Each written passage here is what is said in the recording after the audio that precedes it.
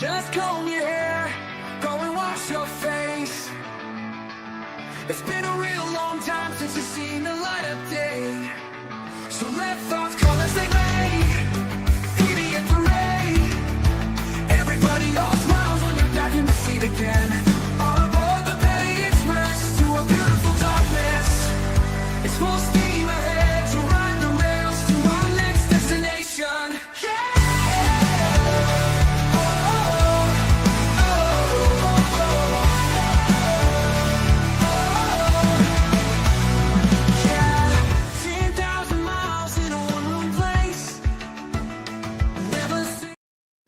Hey guys, it's Mo, your conductress on the Petty Express, and I think we are getting back to the fireologist.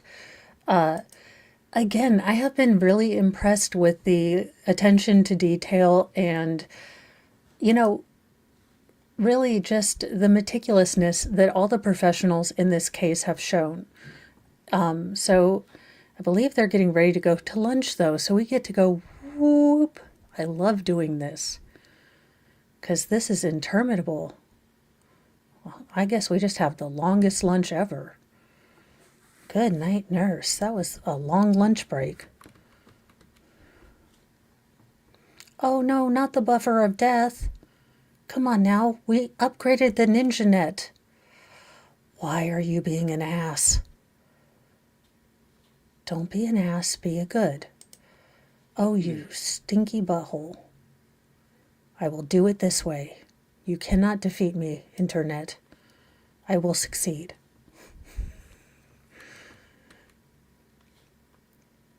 Oh, and to whoever left me some weird message about a crypto wallet thing, I am the last person to try to scam. I don't understand how Bitcoin works. I don't care if you have a secret message word jumble.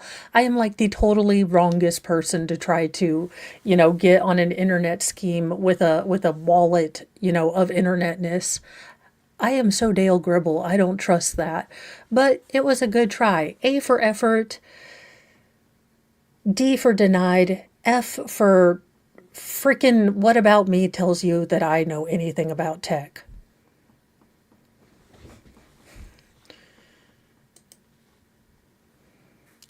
Okay, his tie is going to bother me because I wonder if his suit is really loud. It looks like it has a huge, 70s collar. I just want to see under the robe. The tie is confusing to me. You are a mystery, Mr. Vicente Vigil. Oh, her head has to be hurting. You can see the baby hairs just being pulled out. Again, this is a very aggressive look. Parties present as previously captioned. We come on after our lunch recess, and we are outside of the presence of the jury. Anything we need to address before we bring the jury back in from the scene? Not from the people, no. Anything from the defense? No. Okay. All right, let's bring the jury in and we'll get started.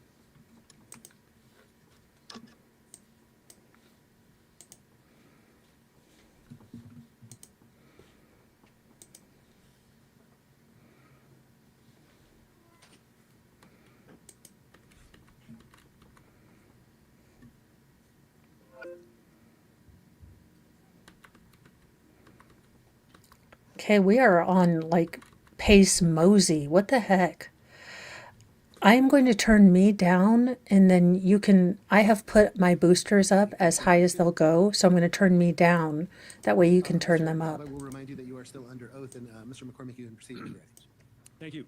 Mr. Cobb, when we left off at the noon hour, I think we were talking about your beginning the processing of the living room. Correct. All right. And during that particular point in your investigation, did you observe what you would consider a protected area? Yes, but we had to, you have to layer down all the debris, the insulation, the drywall that comes down in the process of the fire, and the overhaul activities of the fire suppression crews. You have to layer search and you have to dig down to get to the protected areas. Okay. And in that particular case in the living room, was that done? Yes. All right. And then after removal of that debris, that's when you noted a protected area? Correct, yes. All right. And what do you mean by a protected area? Okay, sir, I know you don't want to hear this, and I hate to be the bearer of bad news. And look, I am having a not so awesome because I'm just noticing my roots. I'm having a struggle day with my hair, but sir, just shave it all off. Just make the commitment this year. Let 2025 be the year. Just go bald. You have a nice like spherical head. It doesn't have divots in it. Just embrace the bald, please. Like the five hairs that are hanging on are just look, it's no longer a crop top, okay? It's or not a crop top, a crop cut. It's just go bald. Look, you have a great head. Just go bald. Yeah, no divots, I'm telling you. Good head. I say just go bald at this point. So if a surface, if an object is covered or shielded from heat energy, it won't face the same effects of that thermal energy that the exposed surface would be, that would show. Okay. Yeah, All right. And to your knowledge, is that where the deceased body was located? yes, it is. All right. And, excuse me, what did you do here then, when you found that protected area? So what we did is we stopped our excavation and our layer search. We documented thoroughly. We photographed thoroughly, both fire department investigators and GPD detectives photographed it, and then they also collected evidence in the area where in that protected area. All right. I'm going to show you some previously admitted photographs. If we could have number 42, please.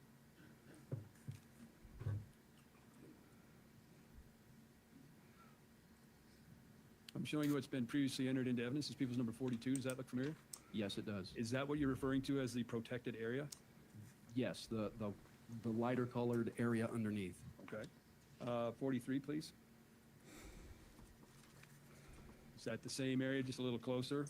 Yes, it All right. is. Now, you had indicated that you had found what you said was evidence. Do you recall what was located in that particular area? There was a few items of the victim's clothing, and the clothing was soaked in blood, body fluids, and it was unburned because it was in a protected area. Okay. So is it unusual for a fire of this particular nature and intensity? Okay, I will say that this winter has been instrumental in changing my room and finally accepting that there are some things that would be really great if I changed them. So it's been a learning experience because I am not good without my cave. I realize that I am definitely a, my room, go there, escape kind of person. So not having a room is a little bit of an adjustment. I do not know what Iowa stands for. For you to locate blood or bloodstain material? It's not unusual. If you layer down, layer search, typically you will find remnants of items as they were prior to the fire. Okay. Now, as you progressed from the living room, did you also go in and examine the garage area? I did, yes. All right, we could have photo 9, please. Is that the area that you, does that look familiar? Yes. All right, 18, please. That also look familiar? Yes. All right, and 19, please. That look familiar? It does. All right, so what did you observe in the garage regarding as to burn patterns? So the burn patterns that are of significance here is, excuse me, you notice in that one photo that shows the man door between the kitchen and the garage, it's completely burned away. Yes, that door there, it's completely burned through. You can see the burn patterns on the side of the toolbox and also the burn patterns to the rear of the vehicle. Hey, Law and So Crime, these could you burn show us the patterns picture? indicate to me that the fire is traveling from inside the residence through the man door and extending into the garage. You'll notice in later photographs, the front of the vehicle, it wasn't even touched by the thermal energy. So if you go to that last picture, the front of the vehicle, you can tell that it is a blue car. It's not scorched, it doesn't have the thermal damage. So that lets me know that the fire progressed from inside the residence into the garage and not the other way around. Okay. So after examining the garage, then did you go back into the residence and look in the hallway area? I did, and there again, looking at the thermal damage patterns and mass loss, it indicates that the fire progressed from the living room into the hallway and into the 2 bedrooms. All right. Now, through your investigation, were you advised as to the south bedroom belonging to the victim, Christopher Dickerson? Yes, All right. And did you have an opportunity to go in there and observe that particular bedroom? I did. I don't know what's Could we have, going on photo either. 33, please? Yeah, I guess we're not That's showing what, pictures. Yes. All right. And then 34, please. Same there. Yes. What were your observations while you were in in that particular bedroom that belonged to Mr. Dickerson? So the things that that stood out to me, No, we don't. We love our Canadian friends. I'm even going to get some of the Canadian maple water. Maybe it'll make me more polite. Maybe I'll say sorry. There are a couple words that I love the way you guys say them. I don't understand the milk in the bags. I get it though. I kind of get like not wasting a bunch of plastic. I mean, I kind of wish we had bags of milk too. It's Justin that kind of throws me. He's a little, look, there are certain people that creep me out for no apparent reason, and I'm sure he's a nice guy-ish. I don't know, he's a politician. But something about him deeply unsettles me, and I cannot figure out what it is. And it's not personal against him. If I could put my finger on what deeply unsettles me about him, I would tell you guys. But the first time I saw him, like, it's like the lizard brain thing. I don't know. I hope we can be friends again. I think living in a country, you kind of realize that their leader, politics is one thing, people are another. Oh my God, there's pitchers for milk. I'm demanding we get milk bags because I need a Sailor Moon milk pitcher now in my life. and I made sure that I captured in the photographs. Number one was the burn patterns in the room. So here again, the smoke staining, the heat on the walls, it lets me know that the fire did not start in this bedroom. You can see up high, it's much darker, there's higher heat, and as you get low, it's the normal color of the wall. I noticed that I assumed you used Canadian magic to keep it in the bag. I had no idea. I thought maybe you had one of those like bag holders. Look, it was a Canadian mystery, but now it's solved. Except I don't know how many liters to a gallon, and we're not going metric. So, look, I can't. I went from cassette tapes to CDs to MP3 players to now whatever the hell I listen to music on now. So I refuse to change to metric, even though it makes kind of sense because it's all tens. I just can't learn one more daggone new thing when I'm trying to learn computers. there was a bed there. On the bed was a pillow and a comforter, or maybe a sleeping bag, like somebody would be, used for sleeping. And then right next to or behind the bed was the closet, and everything. Can we see the out of pictures? the closet that normally would be in the closet was on the bed. Sure. True, it does. Autocorrect is a butthole.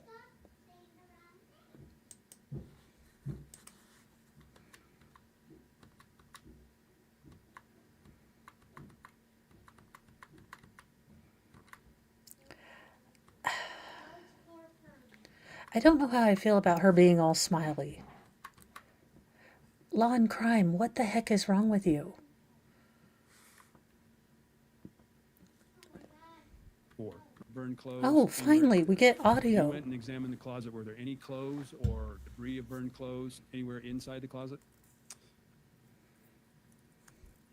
You can see a couple of melted hangers, you know, like a plastic hanger that would hang on the bar. You can see a couple of plastic hangers, and you can see where the hangers melted and the clothes fell. So there's some clothing at the bottom of the closet.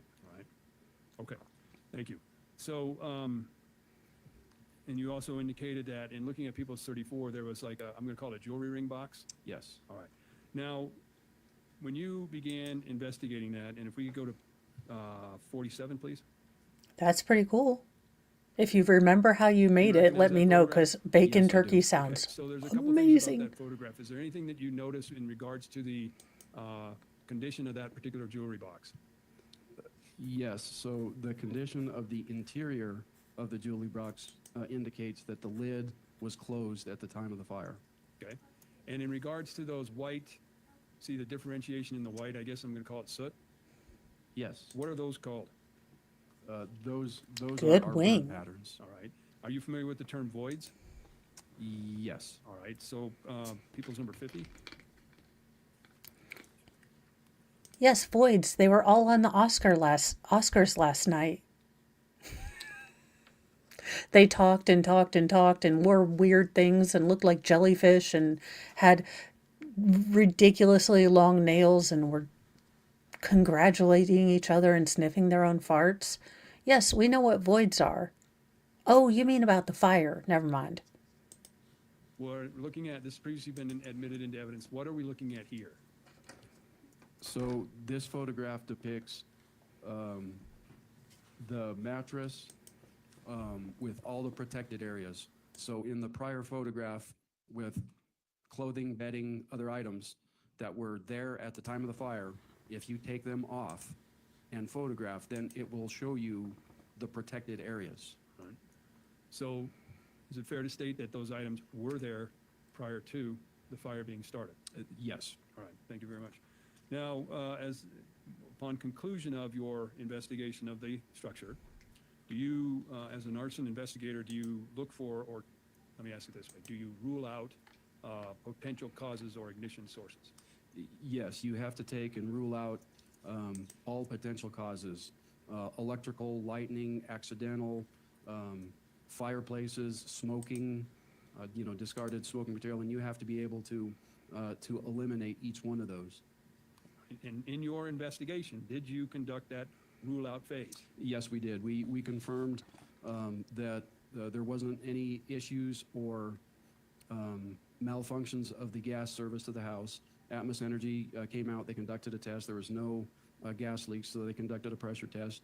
We inspected the breaker panel, looking for any breakers that may have been tripped, indicating that there was an electrical issue in the house that could have potentially started the fire. We didn't find any tripped breakers or anything like that to where we would have to call in some electrical expertise. We were comfortable with what we observed in the main breaker panel, so we were able to rule out electrical, plus that coupled with what we had witnessed on the surveillance videos about where the fire had actually started. Right. Based upon your investigation and the condition of the structure, would you consider this to be a very hot fire? Yes. So in the progression of a fire, it will, if you start a fire in a room and it has combustibles to consume, like furniture, ordinary combustibles, wood, things of that nature, it will burn. If it cannot vent, it becomes a vent-limited fire, and it goes into its decay phase, and it just sits there and smolders, and it's waiting for the introduction of oxygen, and then the fire behaves very rapidly, and that's what we witnessed in the failure of that front picture window. So typically, we expect temperatures at or near the ceiling to be between 1,200 and 1,500 degrees.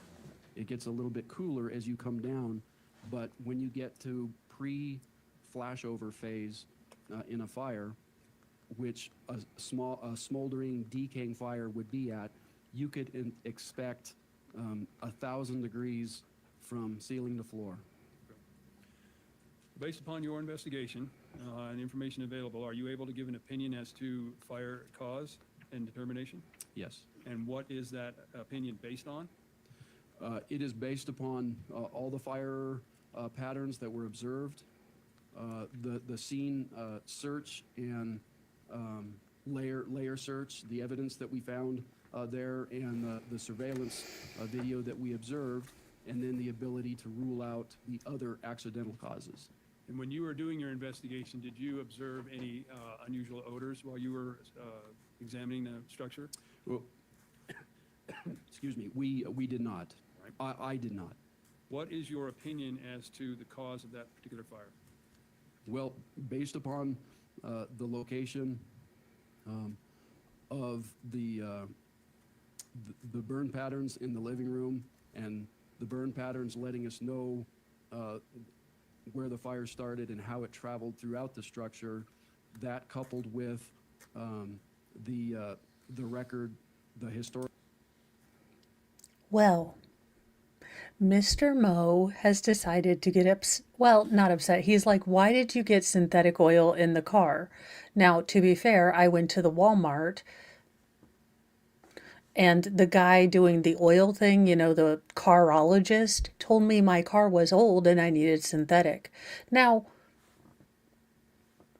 Mr. Moe's like, he saw a sucker. And I'm like, hey, if a carologist says I need something, I'm not a carologist. I'm not going to argue with him. If he says I need it, I'm going to just figure the carologist knows what he's talking about. To be fair, it was an upgrade. And if I'm a sucker, I got synthetic oil, which means I think my car is semi-closer to being kit. Win-win. Historical record that we were able to witness on the surveillance video. We knew that the fire started in that front living room, and it had to be an intentional act. Therefore, you indicate the manner of the fire was intentional. What is your ultimate opinion as to what type of fire this was? It was an intentional arson fire. All right, thank you. I don't have any further questions at this time. All right, thank you. Any cross-examination, please, go ahead. No cross-examination. Thank you. All right, thank you. Mr. He said that the stickers were working fine. Look, I don't know carology. Cars are confusing messes of magic. Heck, my new-to-me car doesn't even make a noise when it's on, and I'm always terrified I'm going to leave it on one day. So, cars are confusing just like internet magic is. So, if the carologist says it, I'm doing it. That's just it. Now, if Mr. Moe would like to argue with the carologist, he is welcome to take the cars and leave me the hell out of it, because I'm cool with that one too. I got married so I wouldn't have to work on cars. Look, truth is truth. Mr. Moe was hot, and he knew about cars. Mr. Cobb, you can leave the witness then. Thank you, sir. The state may call their next witness. Oh no, I would so do that. It's so quiet.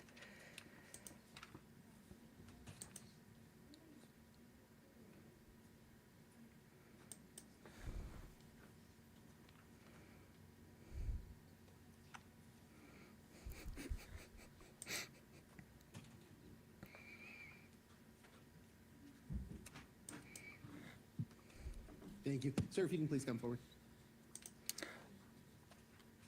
He was hot in a younger way. Now he's a silver fox. But his hotness has gained hotness.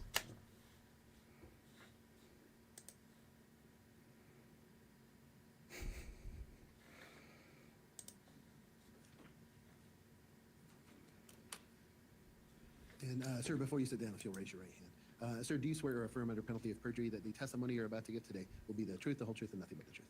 Thank you, sir. Go ahead and have a seat. And Detective, if you can get as close to the microphone as you can. Mr. Praley, you can begin when you're ready. Thank you, Your Honor. Good afternoon, sir. Good afternoon. Will you please introduce yourself to the jury, stating your full name, spelling your last? Sure. My name is David Edward Arpin, A-R-P-I-N. How are you currently employed? I'm currently a detective for the University of Colorado Boulder Police Department. Can you tell the jury how you were previously employed? Previously, I was a detective for the Greeley Police Department, where I served there for 24 years. Sir, can you describe your role in this case as it pertains to attending an autopsy on October 4th, 2021? Sure. My job there was to take photographs and collect evidence from the autopsy. And can you describe generally why you do that, or why an agency has somebody attend autopsies? To be there to document what is going on during the autopsy, to photograph any injuries, findings, collect any evidence off the body that is found during the autopsy. Howdy, Baker. Sir, can you describe your Welcome. initial observations when you attended the autopsy on October 4th, 2021? When I got there, I found that the body was still in the body bag with an intact seal. Upon opening the body bag, there was a body that was charred, extremely burnt. Dang. Did I know that Broken Baker charges wild amounts of money for moob pics on OnlyFans? Well, as long as he keeps the feet pics for me, we have an arrangement. Bobby Baloney, don't give her any ideas.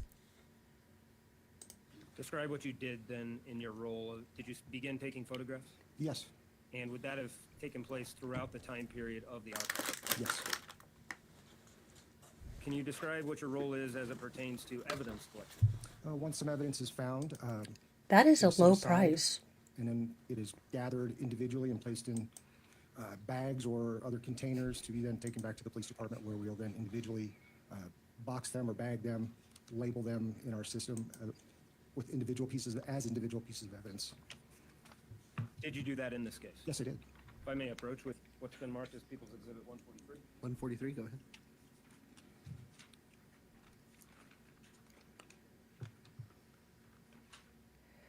I think we are going to see the metal file now. Ready?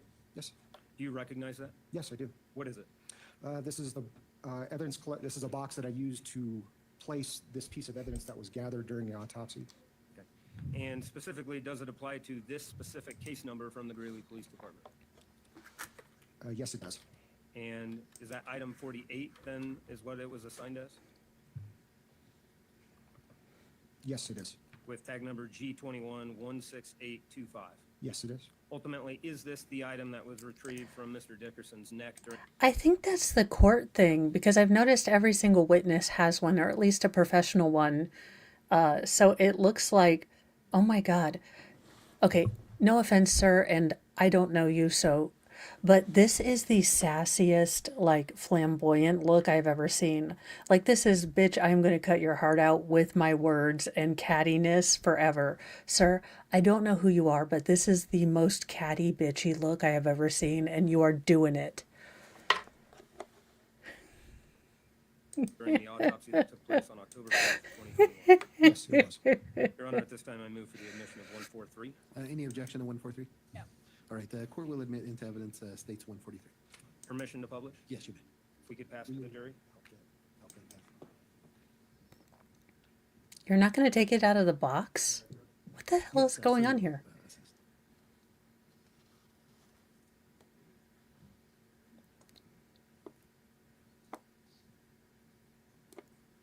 If he doesn't look like, I am so bored to be here and I am done and ready to retire. If ready to retire was a person, it'd be that dude. What's in the box, man?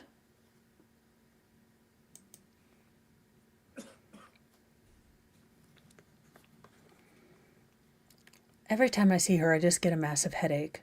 Those braids are so tight. And do absolutely nothing to soften her look.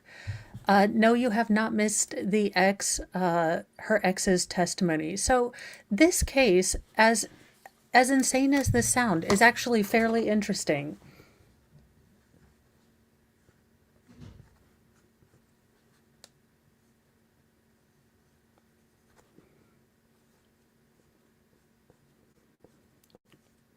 I'm stealing Baker's thing. So, these two chicks, Stacy and Hosanna, were out together on a night, just going to bars and such. Now, the problem with that is that Stacy, the young lady right here, at the time of the crime was about 19. She was dating a 26-year-old woman. They were in a fairly committed relationship, I guess, relationship. Look, it is 2025. I have no idea what the hell people are doing anywho. Now, Christopher Dickerson comes into our story about midnightish, 1 o'clock-ish, when bars are closing around the town. He meets these two ladies-ish in an alley and decides to invite them to his home for an after party.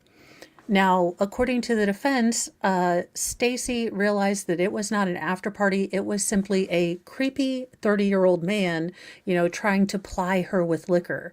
Now, that story may hold weight if she wasn't already at bars at 19, getting drunk. So she is not a naive little, Pollyanna. Now, in the state's version of events, because they have the testimony of her ex-girlfriend who alleges that, they followed this man to his house. They fed or kept giving him pure liquor while they were drinking water because they were going to rob him. Well, at some point, Stacy and Christopher got into a little tussle. Now, Stacy claims that she feared for her life, picked the closest thing up, which happened to be a metal file, and stabbed it repeatedly into this man's neck, as you do 5 times. Well, then they decided to allegedly burgle the place by putting all the valuable things on his bed, stealing his ring and his phone. Now, they took his phone on a lap of the neighborhood, trying to figure out what they were going to do with this dead body, I guess. They came back and started a fire. So when the police come to the scene with firemen, they feared that there is someone inside, and it's not until they get him out of the fire, and unfortunately Christopher was burnt beyond recognition, probably in a pugilist stance. So when you are burned, or you're experiencing very hot heat, your body tends to go into a fetal, almost boxer-like stance. So that's probably where he was. The defense is trying to portray her as a soft, innocent, vulnerable girl. The problem is with this look, with the hair being so severe, she does not look much different than she would with Scrubs. Having her in all black, and with the prison braids, it's not a good look. It doesn't soften her. It doesn't make her look vulnerable, which is what you want if you're going to, again, present her as a vulnerable young girl who was, preyed upon and had to defend herself. You want her to look soft. You want her hair down. You want her in soft colors. You want her to look younger. Right now, her body posture and everything has been assertive, kind of aggressive, kind of take no poo from no one, and kind of unbothered. And these are not what you want to project if you want the jury to believe that she was a scared young girl that had to do what she had to do and then was terrified of what she had to do and, lit something on fire. Yeah, she is not giving off a good look, in my opinion.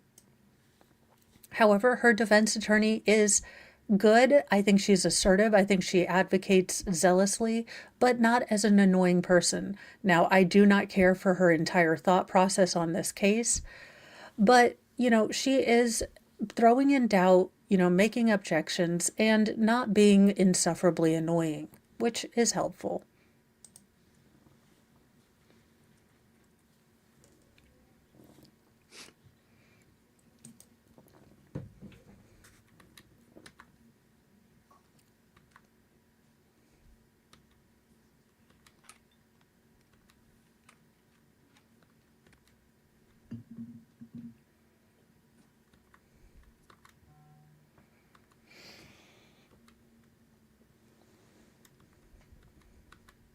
What are we waiting for?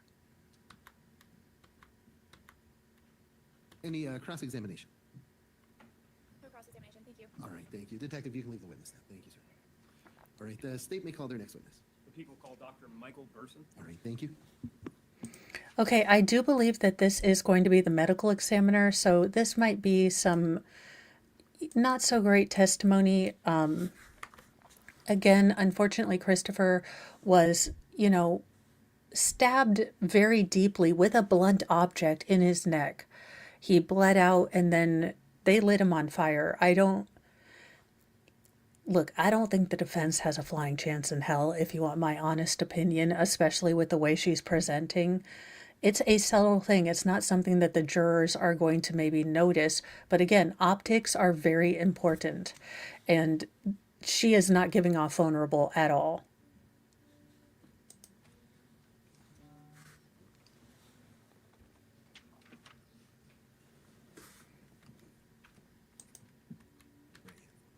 Do you swear or affirm under penalty of perjury that the testimony you're about to give today will be the truth, the whole truth, and nothing but the truth? Thank you. Go ahead and have a seat. And doctor, if you can get just as close to the microphone as is reasonable. And Mr. Praley, you may proceed. Thank you. Good afternoon, Dr. Burson. Good afternoon. Will you please introduce yourself to this jury, spelling your last name for the record? My name is Michael Burson, B-U-R-S-O-N. How are you employed? I am the appointed Weld County coroner, and I'm also a private pathologist.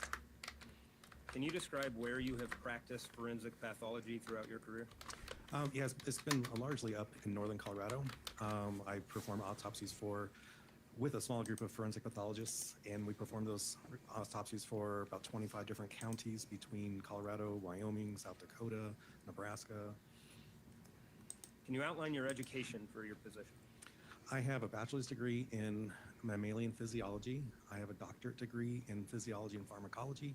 I have postdoctoral training in cardiovascular physiology. I have a medical degree. I'm a physician. I forgot. Good Lord, his schooling just makes me tired. He's like, I've got a degree in mammalian specialities. I didn't even know we had a mammalian speciality physiology thing. He just likes books. Because all that learning just made me exhausted. Just listening to his CV, I'm like, good Lord, how do you find the energy? And you're smiling. He's a fun guy. He does well in categories, you know it. Got that one. I have residency training in anatomic and clinical pathology, and finally I have fellowship training in forensic pathology. Is that it, Doctor? I think that's plenty. Okay, thank you. Have you previously testified as an expert like you're doing today? I have Can you approximate how many times? at least 110 times. Is that in the area of forensic pathology? Yes. Your Honor, at this time I move to qualify Dr. Burson as an expert in forensic pathology. He's written several books about forensic pathologies and several articles. Steve Gosney, I love you. I hope you come back soon. And screw you sideways with a cactus to all the haters out there for Gosney. We do not take kindly to you being mean to our Gosney. He's like the world's best Christian. We need to protect him at all costs. Because the rest of us are cynical assholes. Ooh, truth. Pursuant to Rule 702 and the people's endorsement in I. Any objection from the defense? No, thank you. All right, thank you. The court will accept the doctor as an expert in the proffered field, and Mr. Praley, you can proceed accordingly. Doctor, let's start at the beginning. True. Can you describe what pathology is? Pathology is essentially the study of disease. Going one step further in your expertise, then what is forensic pathology? Forensic pathology is a subspecialty of pathology that focuses on the medical and legal aspects of death and disease. Describe how medical and legal then go together. So whenever someone passes unexpectedly, there's usually a medical reason for that or possibly a legal reason for that. So forensic pathologists examine the decedent to determine the cause of death and the manner of death, so we can essentially put the story together and explain to the family, law enforcement, any interested parties why the individual unexpectedly passed away. Can you describe then your day-to-day duties as it pertains? Okay, Mr. Rogers, the coroner, when I am president, is the coroner for every case. This man is great.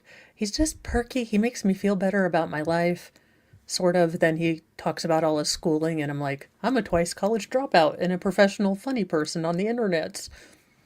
But we all have our talents. Pertains to autopsies. So day to day, I basically, unfortunately, wait for people to pass away and then get contacted by the folks that have jurisdiction over those bodies. He's like, look, I wait for people to croak. It's never going to be a dying business, y'all.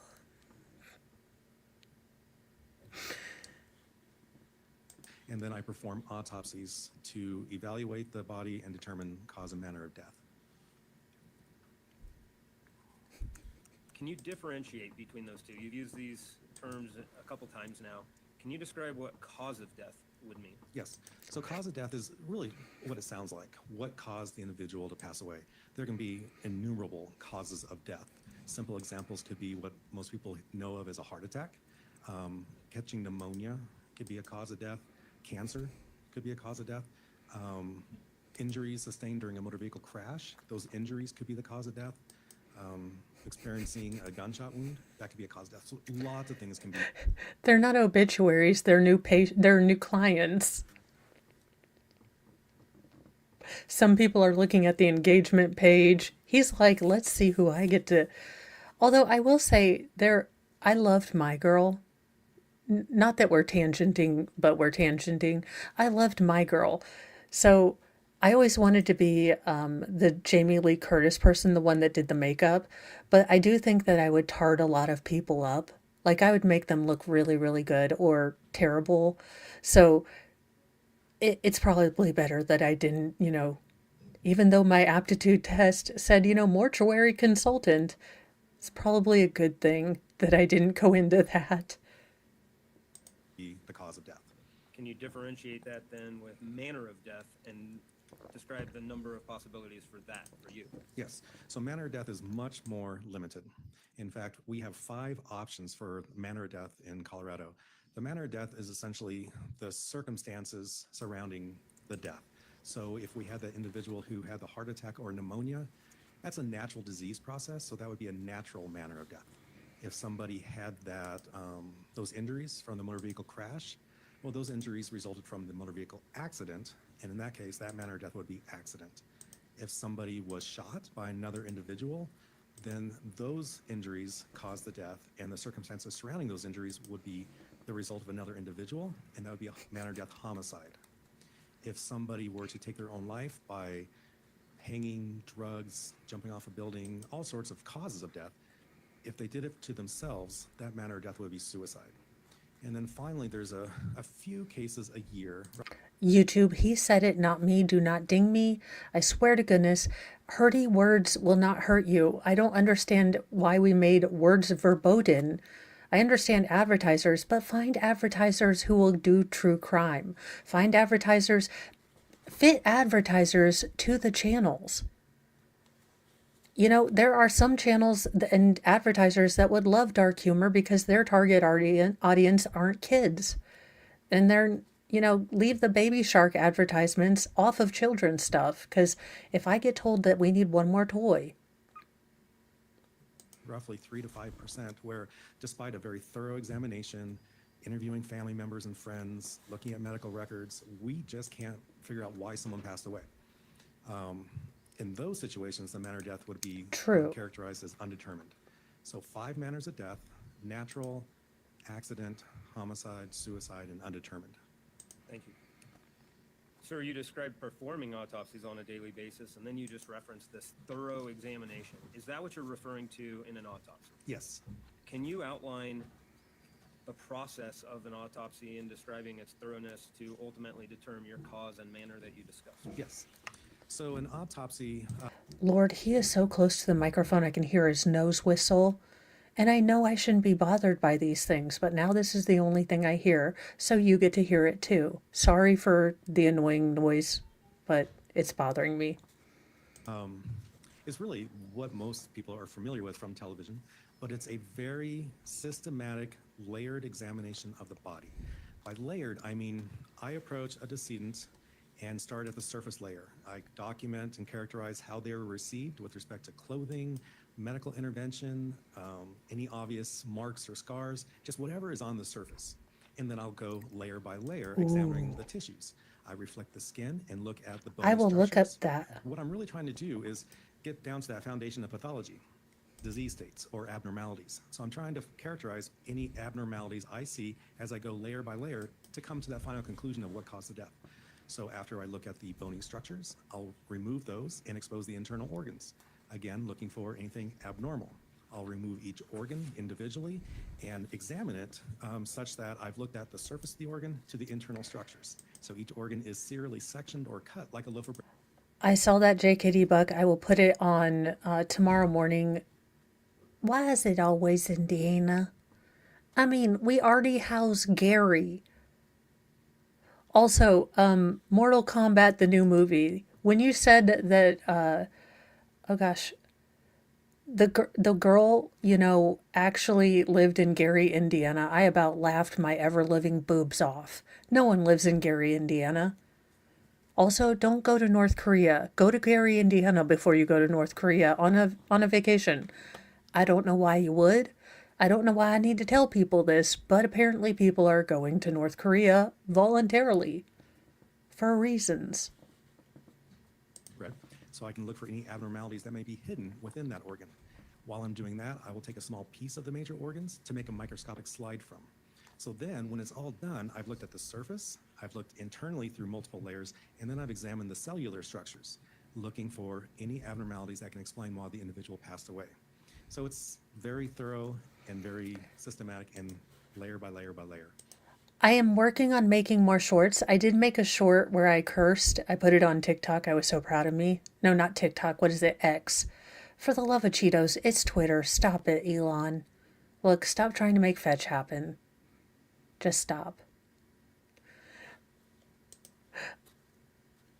But I am trying to do more shorts and things like that. It is not my natural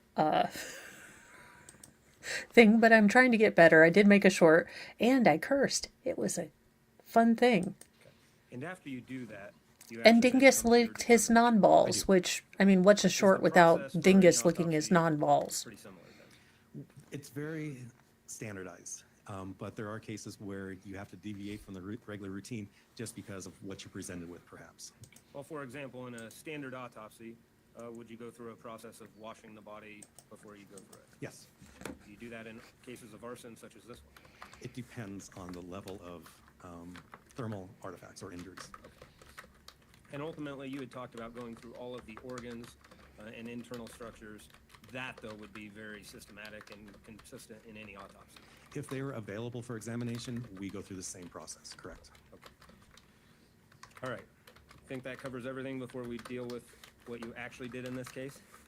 I think so. I guess what I didn't mention is during that process, I will also collect body fluids if they're available. So I'll collect urine, blood, fluid from the eyes if it's available, so I can then do extra testing like toxicology testing or chemistries. So again, that will be also included in the examination and used to render my final opinion. Okay, I appreciate that. Were you the doctor who conducted the autopsy on October 4th, 2021? In this case, yes. Yes. Okay, Jen, I'm telling you this. I have tried it. I don't know if it works, but everyone in your house has to drink, I think 1 or 2 glasses of regular 100% grape juice, not from concentrate, and something about the pectins, or I don't know, it's witchcraft. Maybe it's the power of placebo effect, but I made everyone drink grape juice when the sickness was starting to go through my house, and it worked. But I also don't know if it was because I might have gone a little crazy with Lysol. Look, I don't know if the grape juice thing actually worked, but my family was happy to have grape juice. It was the internet, so, take of that what you will. Guys, I have no idea. I think I saw it on Reddit, which, may account for... I think I saw it on one of the thingies, but that, I don't know. Hey, Zach, I hope you're doing well. And specifically... This was that man on is so Mr. happy to be a Dickerson? coroner. Yes. Did you have to go through a process to make sure that you were identifying the correct person as Mr. Dickerson? Well, not on that day. On that day, I was examining a John Doe. Okay. So the coroner's office went through the process of their identification practices to come to the final identification. And so on the day of the autopsy, namely October 4th, 2021, you weren't certain who this person was? Not certain, no. Did you go through the general process and procedure that you had previously described? Yes. And during this autopsy process, do you have other individuals that are present at this autopsy? Yes. And who would those other individuals be? Well, typically I'll have an assistant who's at the table with me doing the autopsy and collecting tissue parts. We will typically have a representative from the coroner's office or the medical legal death investigator.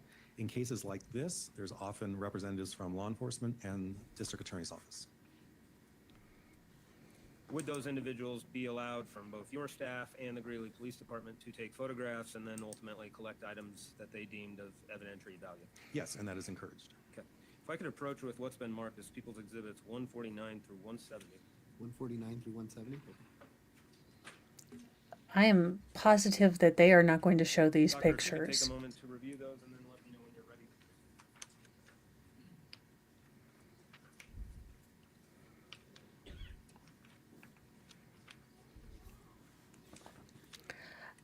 I don't know if he's going to be the one that introduces the file since he removed it. I mean, it was stuck in there, y'all. It like they showed an x-ray and it was just ooh. And it was a blunt object. I mean, this woman it is Vicente G. Vigil. It's a very judge name. And it's alliteration. I love alliteration. Sir, you had stated that you write your report after the conclusion. So allegedly from the internet, take it with a pound of salt, something about 100% grape juice, something about the natural something or others in them is supposed to protect your stomach from the pukes. Now, it seemed to work, for us, but it might have also been the power of Lysol and bleach that I was spraying on everything. So, while it seemed to work for me, I make no guarantees and I learned it on the internet. So, not even from a momfluencer like a little article I read. No, she got the blunt end and I think the wooden handle actually burnt off. So that's what I would try and just surrender to the awfulness and just make it through. I don't have any great wisdom. I wish I did. Possibly day drinking.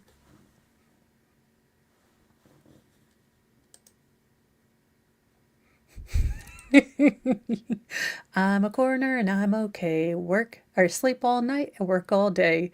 He is a jolly kind of person. He's the kind of person I'd want to hang out with, but he's like a Steve Gosney, so I would feel like such a cynical a-hole around him. I don't want to be around people that make me feel like a cynical a-hole. So he's a good friend, but then I'd start feeling bad about myself. Of the autopsy or at some point later, right? Yes, And does that contain your process and your findings? yes, Does that include your opinions for cause and manner of death as well as any noteworthy injuries? yes, I've handed you what's been marked as People's Exhibits 149 through 170 that you've now reviewed. yes, Do you believe each of those photos and x-rays that would be contained in that they aid in the demonstration of your observations on the day of the... Okay, you guys, I've just had an awesome thought, or possibly a terrible thought. I need to learn how to use one of those typologist computer thingies so I can make a transcript of the trial and we won't have to wait frickin' daggone foreverness and pay $1 bajillion. Now, is my attention span that of a person that can learn a new thing like that typing computer thingy without cursing out loud?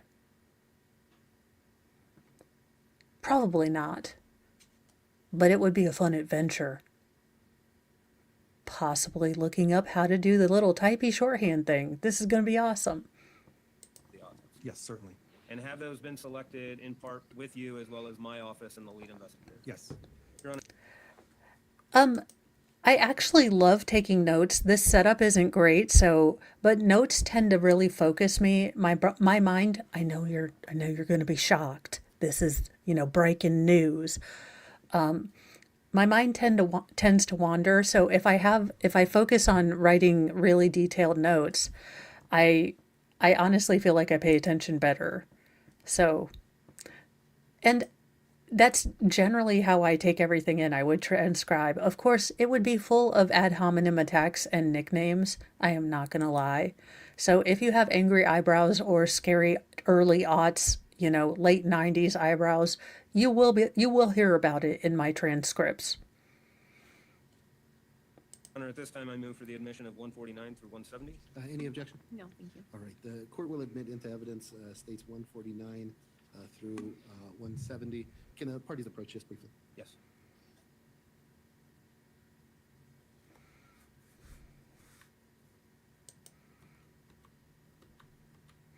I do like the very calm and just kind of stoic but in control way that this judge has run his courtroom. I think it's. Are we not going to hear sound either? What in the actual hell, Law and Crime? Are you flippin' flapjack kidding me? All right, well.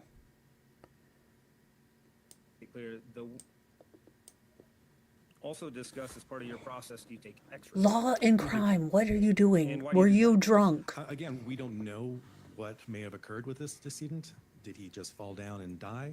Or was he shot? Does he fall down and break his neck or his arm? We don't know. So we take some x-rays to try to get any clue. Okay, maybe don't giggle when you think about him like falling down and breaking his neck. Do you watch Final Destination as a comedy, dude? He probably does watch it as like, I'll figure out how he died and he died and a new customer, a new customer, a new customer. Holy God.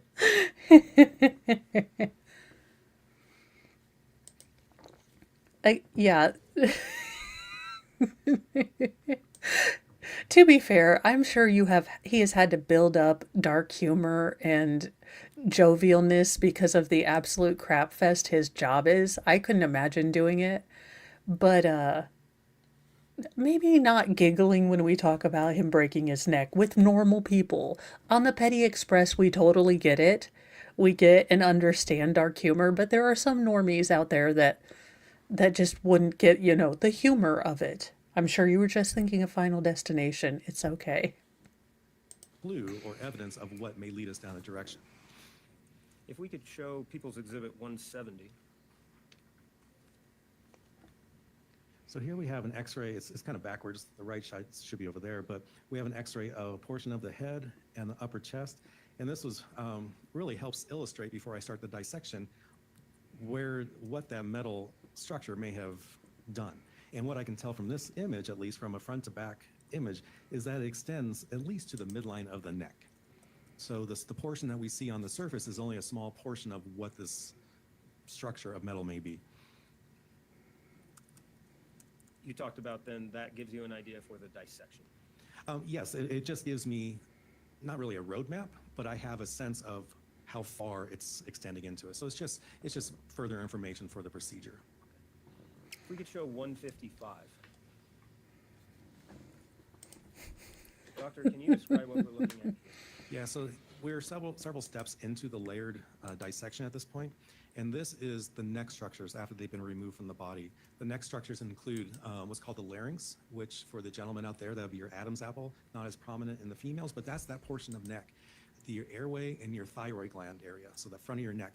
This has been dissected out with, These poor jurors were plucked out of their normal life, probably not watching trials obsessively like a nerd and, just being normies, and they come in and they have to see a dissected voice box. $50 is not enough for this shit. if you notice on your left side of the screen, which is the right side of the decedent, we still have a foreign object extending from there. So I've dissected out the neck structures, leaving that in place. So as I go through, I can document what it may or may not have injured. Can you just orient us again, just to make it clear? The weapon that was retrieved was from the right side of the neck. Yeah, so we're looking, imagine the decedent's head is near the ceiling and his feet are on the ground. We're looking down on the individual. So we have the right side of the body on your left, the left side on your right. You're looking down on a body. And this essentially, right here, would be the front portion of the neck, or the Adam apple area. The top portion of the airway, this is the lower portion of the trachea. It's just been taken out in block. And this is the right side with that weapon or foreign object extending from that surface. Thank you. Flipping that around, if we could show 156. Oh, I am not liking her engrossed, like really engrossed. Not disturbed, but actually fascinated by these autopsy photos. This is not a good look, you guys. So now we're, like he said, we flipped it around. Now we're looking at the backside of that block of tissue. So now we can still see a foreign object extending from the right side of the neck, this time from the posterior view, and otherwise it's essentially the same. What you note here, or I note here, is in addition to that foreign object, there's a lot of hemorrhage. And we'll try to explain that as we go through here, but there's not hemorrhage from my procedure. When I dissect the body, it doesn't bleed profusely because there's no blood pressure. So here we do see a collection of hemorrhage, which is all this dark red-purple area. This area is largely void of it. It's more pink or yellow or tan, but all this dark area is tissue with hemorrhage in it. And can you explain those concepts a little more? in Yeah, terms of don't hemorrhaging deeply and look blood at the pressure and how autopsy they relate pictures and lick your lips, as it ma'am. What the pertains to your findings flippin' of flapjack? Trauma. Sure. So when I'm going through my layered dissection, looking for abnormalities, in that process, when I cut tissue, it's going to ooze blood just because I'm cutting vessels and they're just going to leak out their contents, blood. If I encounter a tissue that is really dark, kind of like what we saw previously, that's consistent with a bruise. And a bruise is essentially damaged tissue that leaks blood while there's blood circulating, okay? If I was to take a mallet and hit a dead body, I might see a little mark on the surface from where the pressure was, but there's no bruising because I might damage the tissue, but there's no blood pressure. Why do I have a feeling he's done this? I don't know. I have a feeling he's hit a corpse with a mallet for some reason. Hemorrhage.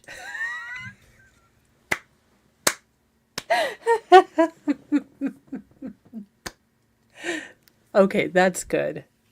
Oh my, what in the, why is he so damn happy? He is confusing the ever-living Schnell out of my mind because he's such a jolly, happy person who just happens to cut people who only slightly ooze blood because they're already flippin' dead. What the hell is this man on? Because whatever it is, I want double or triple. Look, I'm a cynical asshole. I'm going to need quadruple. But I'd like to have whatever he's having. A la Meg Ryan, please. So blood will leak into the damaged tissue. It's never a job if So you when love I'm your going through my work. dissection, as I encounter pockets of blood or bloody tissue, that alerts me to a possible injury that occurred during life. Thank you. Going further in this dissection process, if we could show 157. Okay, so we've gone through another layer, and I've actually removed the instrument. Once I found that free end in the middle of the neck, I was able to separate out the tissues affected. And what we have here, this is still on your left side of the screen, is still the dominant neck structure, the larynx and trachea. On the right side of the screen is a portion of the esophagus, which resides on the posterior-most portion of those neck structures. And what we have here is the final removed foreign object or weapon. We see that it has one sharp end, which we know was extending from the right side of the neck because that was in place at the time we received the body.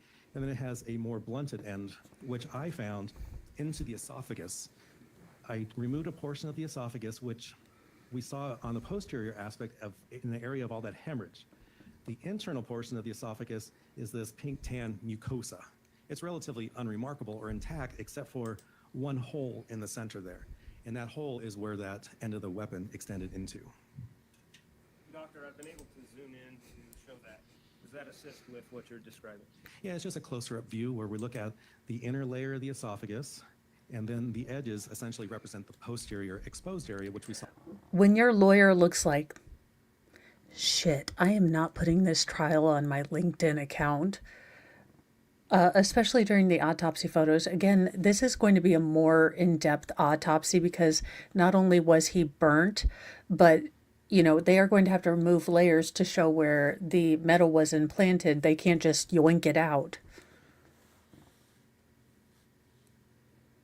Saw earlier, and that's hemorrhage. So we see a defect in the esophageal wall, which I, at the time of dissection, associated with the end of that metal object.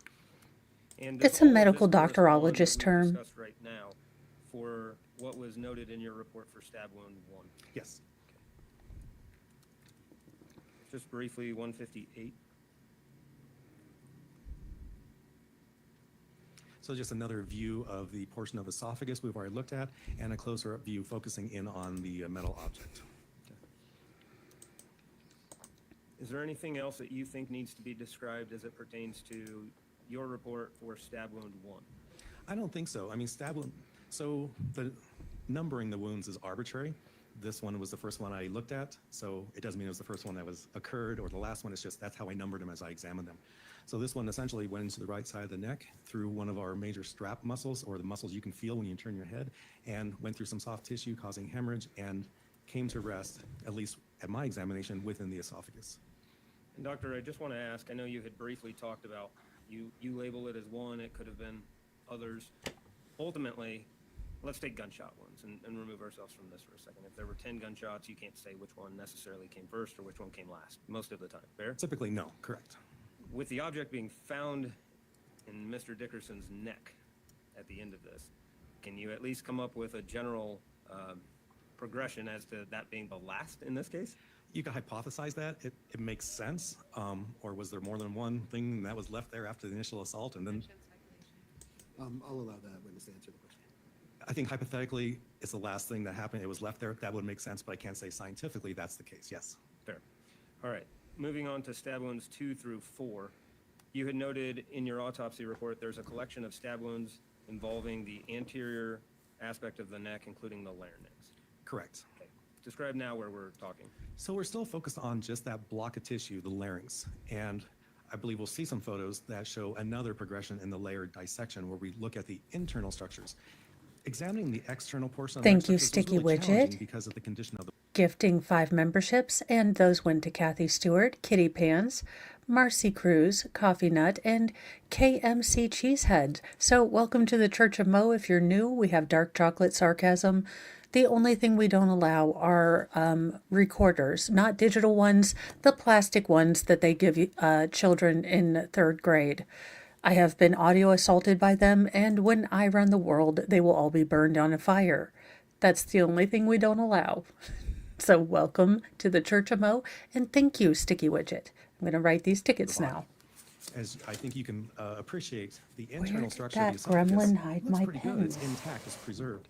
It's the areas that were exposed to the heat and fire that makes it challenging. So as we go layer by layer, that's how we can come to more definitive conclusions, and that's what we'll see with the next set of stab wounds. This man is really Dealing too with- happy to talk about stab wounds. Why don't we start with 161?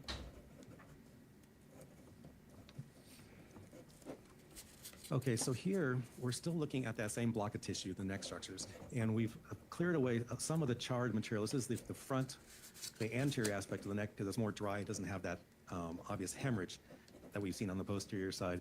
And what we see here is this appears to be a defect, where I'm pointing here, and I believe there's a possible defect here where I'm illustrating with my forceps. So can't say for sure what's going on here. There are defects on the surface of those neck structures. And based on the layout here, I might be more on the front and left side, but I can't say for sure from this view. 162. Thank you guys so much, and welcome to the Church of Mo. Curse Does jar. this help now that this is the internal? It does. So now we remove the esophagus from the back of the neck. We showed you that. And then I go to the next layer, which is opening up the trachea and the larynx itself. So I've been able to actually open up from the backside the airway. And this little white structure is just a piece of plastic swab that I use to just open up the area. But what we see here is a really preserved pink tan mucosal lining of the airway. But then there are at least See, if I'm a juror, I'm watching her watch this autopsy, look deeply engrossed with these pictures. What I'm not seeing on her face is horror, regret, all the things that the defense says that she feels, about this terrible, terrible thing she had to do. She's looking rather Dexter-esque and not great. As a juror, I'm going to notice that. And, you know, good, bad, or ugly, I'm going to take note of how she is acting in court. And it would behoove her lawyers to tell her to not, you know, deeply investigate with glee the autopsy photos. Three abnormalities. These defects here just below the vocal cords shouldn't be there. The surface should all look clean and pink and tan like the rest of it. So that's how we find defects. They jump out. They don't look right. They're abnormalities. And these turned out to be individual injuries or stab wounds or sharp force injuries. And this is virtually dead center on the anterior portion of the neck. So in terms of a spread of the injuries, are these relatively very close together? I would say so, because if we look at the scale,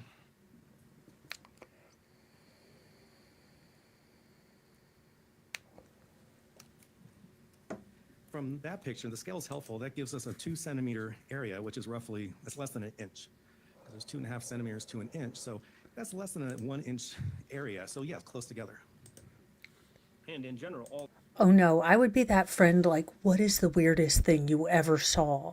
And what was the biggest thing someone was trying to smuggle inside their prison wallet? I would be the friend he didn't want to have because I would ask all those questions. Oh, okay, I don't get dentists. Look, they always talk to you and you got and then you're always trying to not look at their nose hair. It's just an uncomfortable experience. And then they are surrounded by the drill of insanity. Look, that drill sound, it should be outlawed. And the feeling. And now they use this scrapey thing, the sonic scrapey thing, instead of, you know, the normal toothbrush we've been using my entire life. No, we've got a little hook claw, so we stole something from a miniature Captain Hook, and we're water, like, scraping my teeth. I do not feel comfortable with this. I may not like dentists. Yeah, also, why are they asking you how you're doing when they're trying to do a root canal? You doing okay?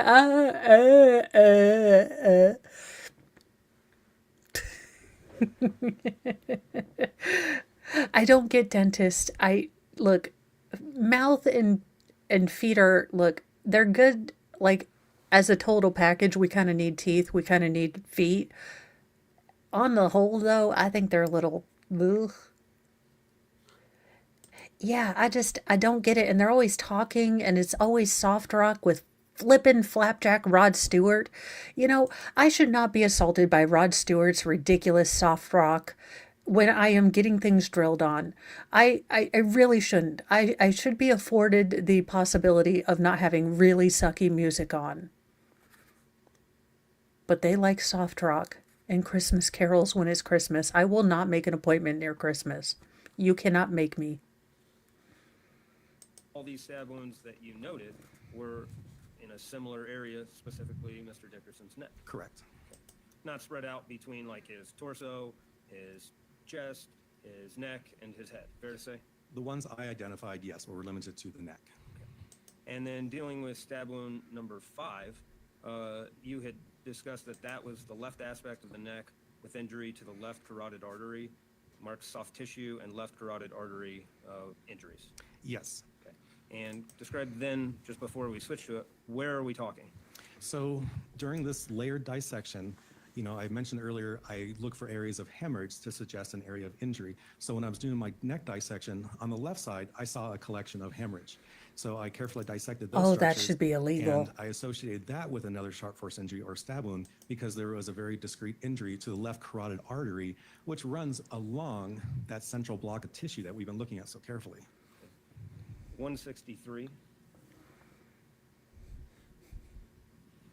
Okay, this is challenging to get perspective, but the decedent's head is on the right side.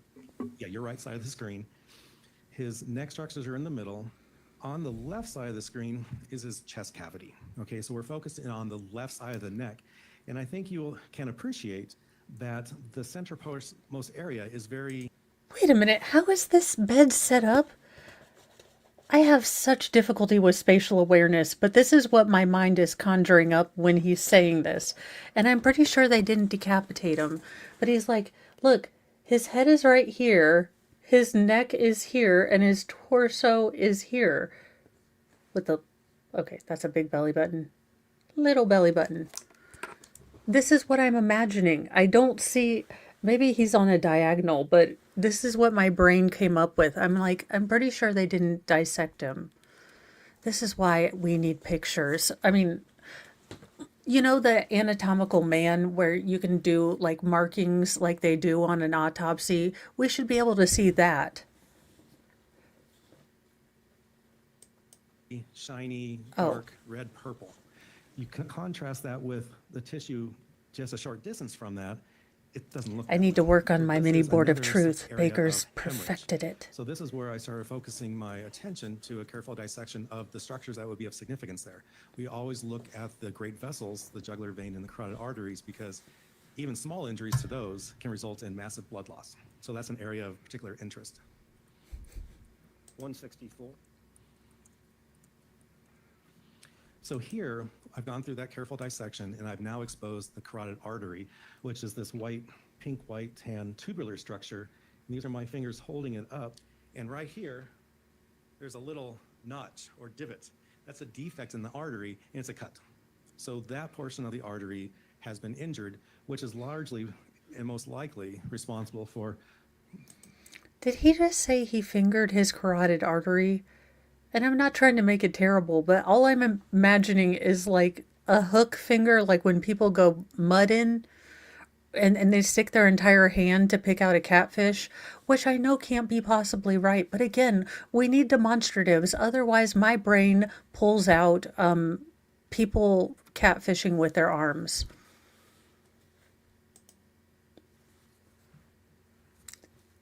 My brain is horrible at figuring out what things are without a picture. This profuse hemorrhage in that area.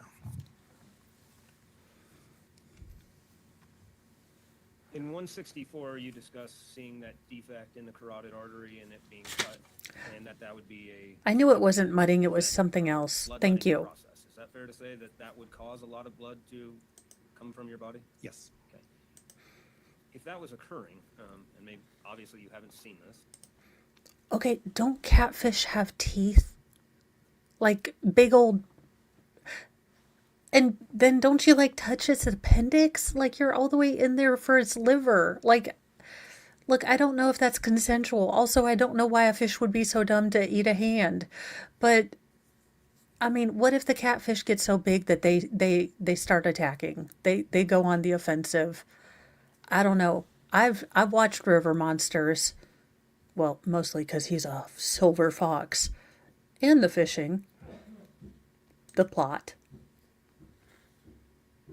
the person, but would that release a lot Mr. of Moe's blood coming up the stairs. So I'm like, the plot. Ultimately, in this, we can take that down. Ultimately, in this, as you went through this thorough dissection that you described, you wrote that your report that you had noticed 5 separate and distinct stab wounds. Yes. And then also there was the retrieval of the weapon as it pertained to some of the exhibits that we previously looked at, but is there a process of going through and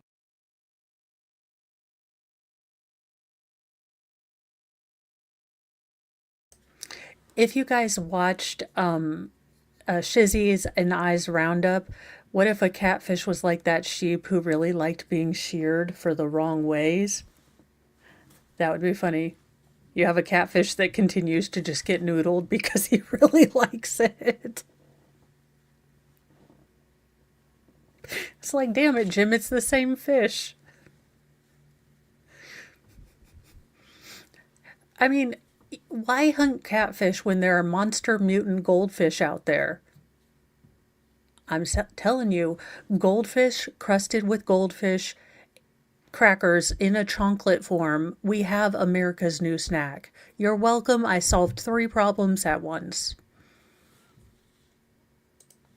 and marking and photographing that as you went along with the process? Yes. Okay. If I could show 165. 166. Why do you take these photos, Doc? Documentation. Yep. I mean, it's just so we have everything documented so that when Giblets something in comes up 50 years heaven. later, you have a reference to refer to, not just your memory. 167. Just a close-up of, I'm not sure if that's Okay, noodlers, be real with me. I realize what happens on noodling trips, a bunch of drinking and a bunch of, well, men behaving like men when they're with their menfolk. So someone's tried to use their dangler, haven't they? I mean, it got chopped off, didn't it? But someone's tried it. Look, I know hill chucks. I know hillbillies. I know all of us. So I know some man done tried to use his dangler as a catfish bait. You mix Pabst Blue Ribbon, moonshine, and men, you know it happened. So I need us to find stories about that because I am sure I will bet $1 that it happened. my hand or my assistant's hand holding it just to look at the end that was actually within the neck structures. 168. Close-up view of the end. And 169. Just a close-up view of the, maybe an identifying mark on the tool. Doctor, after going through this entire autopsy, were you able to determine a cause of death and a manner of death? Yes. And what was the cause of death? Sharp force injuries of the neck. And what was the manner of death? Homicide. Oh, Going thank you. through your process of the autopsy, it was obvious to you that the decedent was found in a burning structure, right? Yes. Were you able to determine whether or not there were any injuries related to smoke inhalation or direct fire contact based on looking at his internal aspects? Yes. And what is that? So clearly with fire and smoke, it's dirty. You have soot deposition.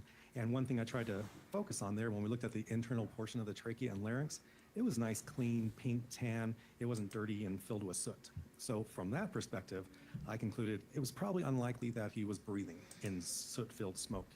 But then as I mentioned earlier, during the exam, I draw body fluids, and I was able to test his blood for the presence of carbon monoxide also. And that was negligible. He had 3% carbon monoxide, which you can get if you're in a room with a smoker, or if you do smoke, it's a very low acceptable level. It does not indicate that he was breathing smoke-filled air during the fire. Okay, chat, it's time for confession. I know one of you out there watched his adult prawn movie. Was it weird looking? Look, I'm not going to look it up. I won't look up Blue Waffle. I won't look up Two Chicks in One Cup. Look, I already looked up the lyrics to WAP, and I'm pretty sure that I gave my computer gonorrhea just from that shenanigans scandalousness. So, did anyone watch it and was it weird looking? Yeah, he did one. He became an adult film star. So I'm just wondering if, like, through the collective, knowledge of the chat and internet, if, anyone had seen it. Thank you, Eris. He's a weird guy, isn't he? He's a weird fella. He's one of those people that you're like, bless their heart, because they just shoot themselves in the feet all the time, and every time they get into a situation, they just make it effing worse. And what's sad about them is they'll never shut the hell up and just chill for a little bit, look at their life, maybe see what's going wrong. But he's a weirdo. Look, I don't know him personally, but son, I don't know. You need Jesus, okay? Like all the Jesus, not just a little bit, like just all of it. I mean, I'm just saying. Fire. And again, that was part of why you do the toxicology. Yes. You also noted on the toxicology that ethanol alcohol. The Church of Mo, expects you to police yourself. I'm not your mom unless I can claim you on my taxes, or you're going to take custody of me after, I get, old and want, to become a kid again. So I'm okay with y'all watching whatever. Just make sure your computer doesn't get gonorrhea, okay? Because I'm not sure where you would find this particular piece of, prawn history, but who knows? And for people that just came in, this is our incredibly jovial and sometimes creepily happy medical examiner talking about dissecting a neck because our victim had 4 to 5 sharp force trauma wounds from that metal file. But he's a whole lot happy about just about everything. Alcohol was found in Mr. Dickerson's body, Yes, and a lot of it, fair to say? yes, Okay. 0.362 BAC? yes. Okay. Was there anything about that alcohol that was in his system that was a potential cause or manner of his death? No, Does that change your analysis at all as to that? no, Does it change your opinion at all about the 5 separate and distinct stab wounds? no.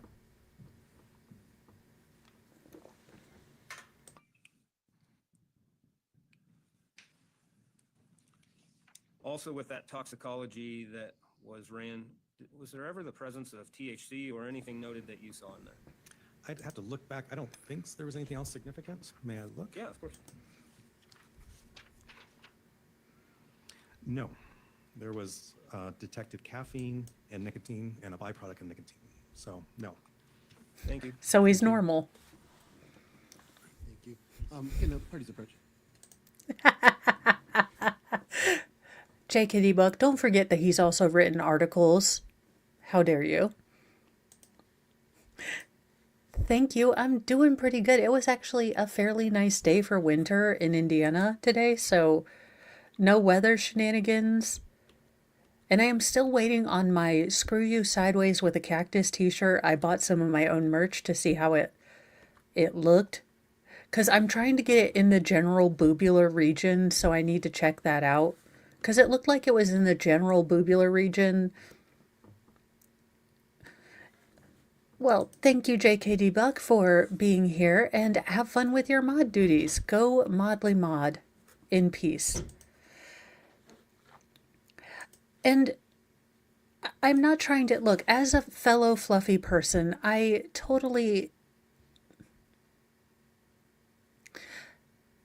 get the assumption, but it is really, really hard when you look like a very tough person, you know, a non-approachable person, to put yourself or portray yourself as a victim. She looks unapproachable. She looks strong. She looks fairly aggressive or assertive. You know, she hasn't cowered in. She hasn't looked away from the autopsy photos. Again, as a juror, you are subtly noticing all of these things when you are trying to take in the veracity of what this person is saying. She is basically begging the jury to believe her, to believe she was a scared child. And, you know, it just doesn't sell. And thank you, Sticky Widget, for coming over here when you're not modding. Well, I'm not saying I'm big, or that big. I have always struggled with my weight, so it's the one thing that I try not to go after other people for, because it is the one kind of struggle, you know, well, one of the main kind of struggles that you can definitely see on the outside. You know, if someone's struggling with, you know, anxiety or insomnia or things like that, you know, you don't know. But if you are comfort eating entire boxes of Little Debbie's and Mike and Ike's, it does eventually show up. So it is the one thing that I try to be a little bit more sensitive about, because as a person who struggled with it my entire life, I know it's not just as simple as, hey, fork, mouth, no. So I get that.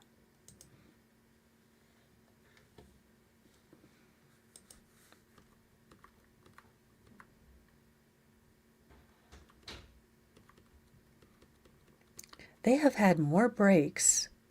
And this court is entirely break almost. Her head is hurting. Hurting. Yeah, no one said I was feeling really bad, so I had a kale smoothie. Except for that one guy that wants to live forever and, like, counts his boners with his son. That weirdo from New York. He's crazy, but he got a gajillion dollars because I think he owned PayPal. Look, some computer magic-y thing. He sold it for $1 gajillion, and now he wants to live forever, and he monitors his, boners because that's healthy. Yeah, the guy that forever wanted to be shirtless. Just ew. No, they're not in there. But again, even her posture. So this is not a posture of someone who feels uncomfortable in many situations. She's got her head up. She's taking up a lot of space. She feels entitled to it. This is not a person who was coward by any means. And when they finally show a picture of Chris Dickerson, let me pull one up because he was not a big guy.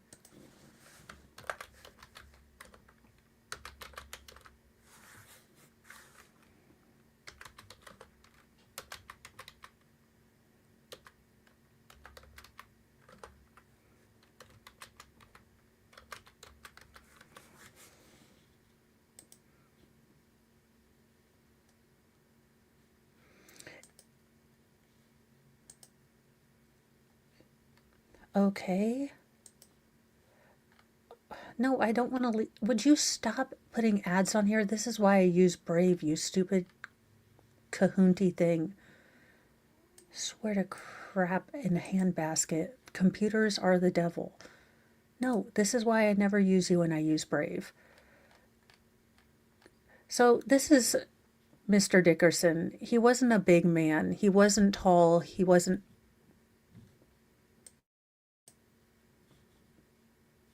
Can you guys hear me? I'm just making sure something was.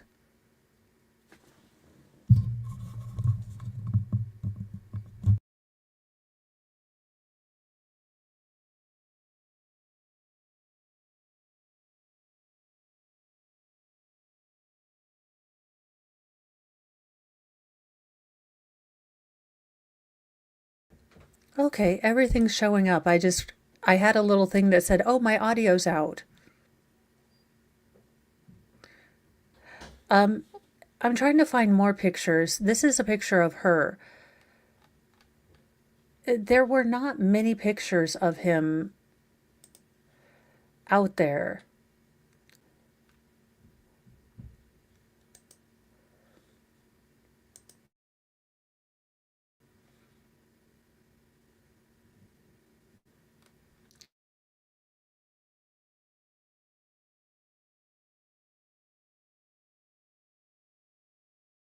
Not a lot of pictures.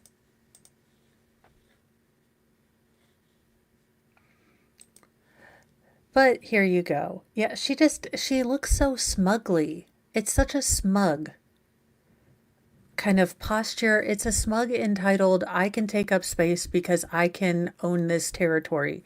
You're not going to, you're not going to be over me. You're not, going to assert any authority over me. This is my space. And again, this is a casual pose. She doesn't know she's being watched. This is when she feels comfortable. She is definitely,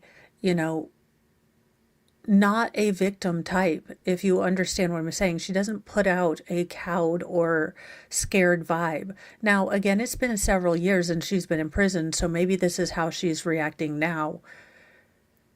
But true colors kind of seem to bleed out when you're tested. Look, I wouldn't want to be trying to control her if I were a corrections officer.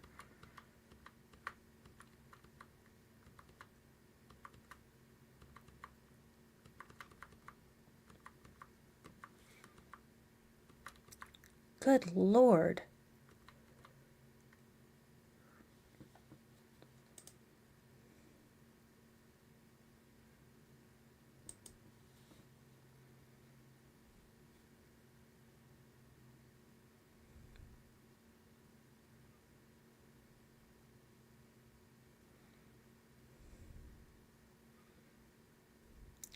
Is this heifer smiling? What the hell is wrong with you, dude?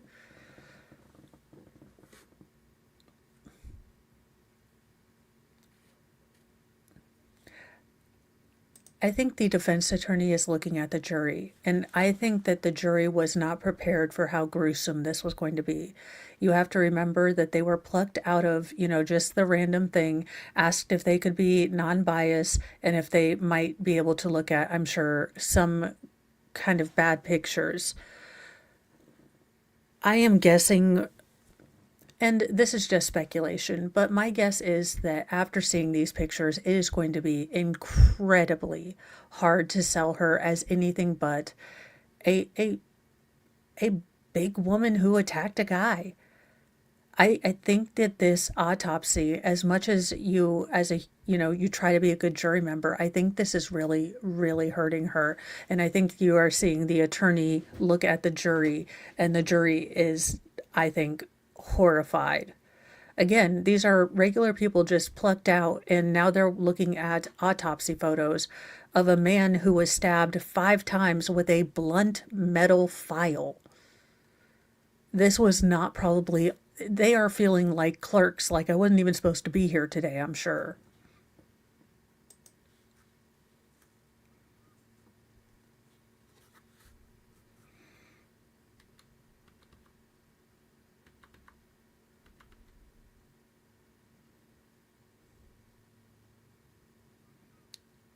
Ooh, she did some research. She's got a book.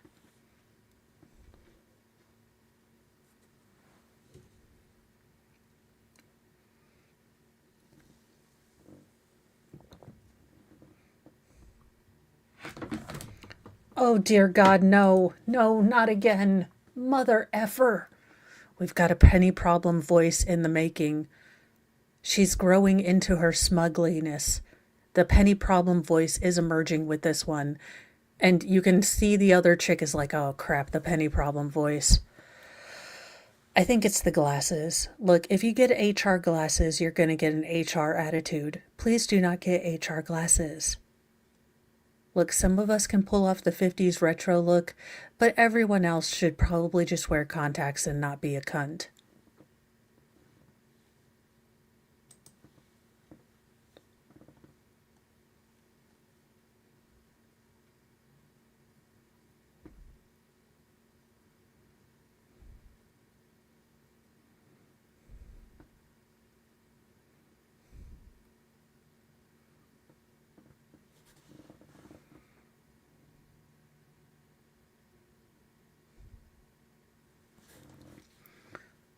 Okay,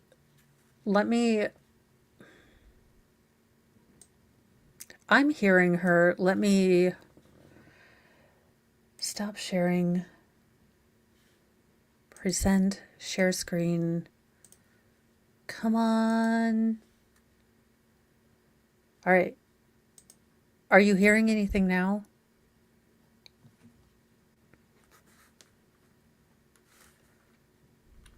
Let me see if... Thank you. Can you hear? Dr. Burson. Good afternoon. Okay, Dr. Burson. So, as we heard earlier, the 14-year career. Okay.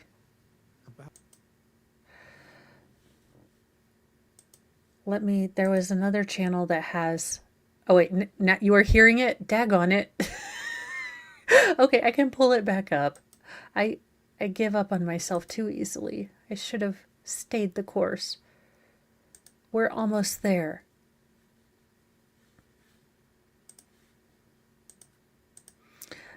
I am going to turn myself down so you can turn the cord up. I have got everything boosted. I will reboost again, but everything is sound boosted on my end with extensions. So let me turn me down so you guys can turn the cord up.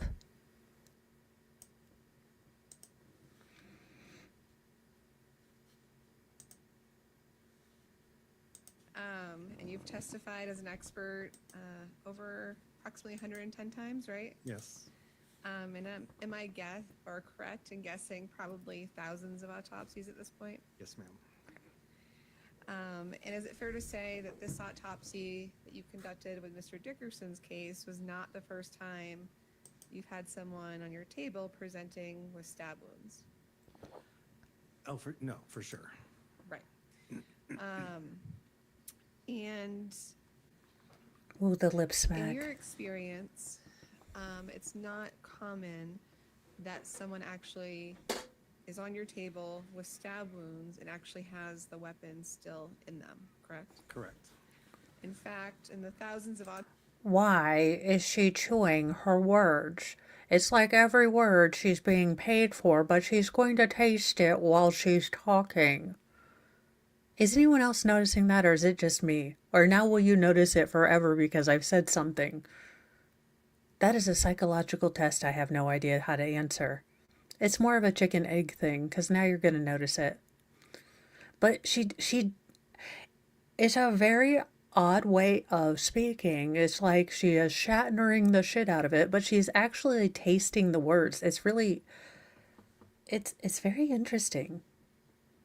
autopsies that you've conducted, you've never had any other case where the weapon for stabbing was actually still remaining in the body.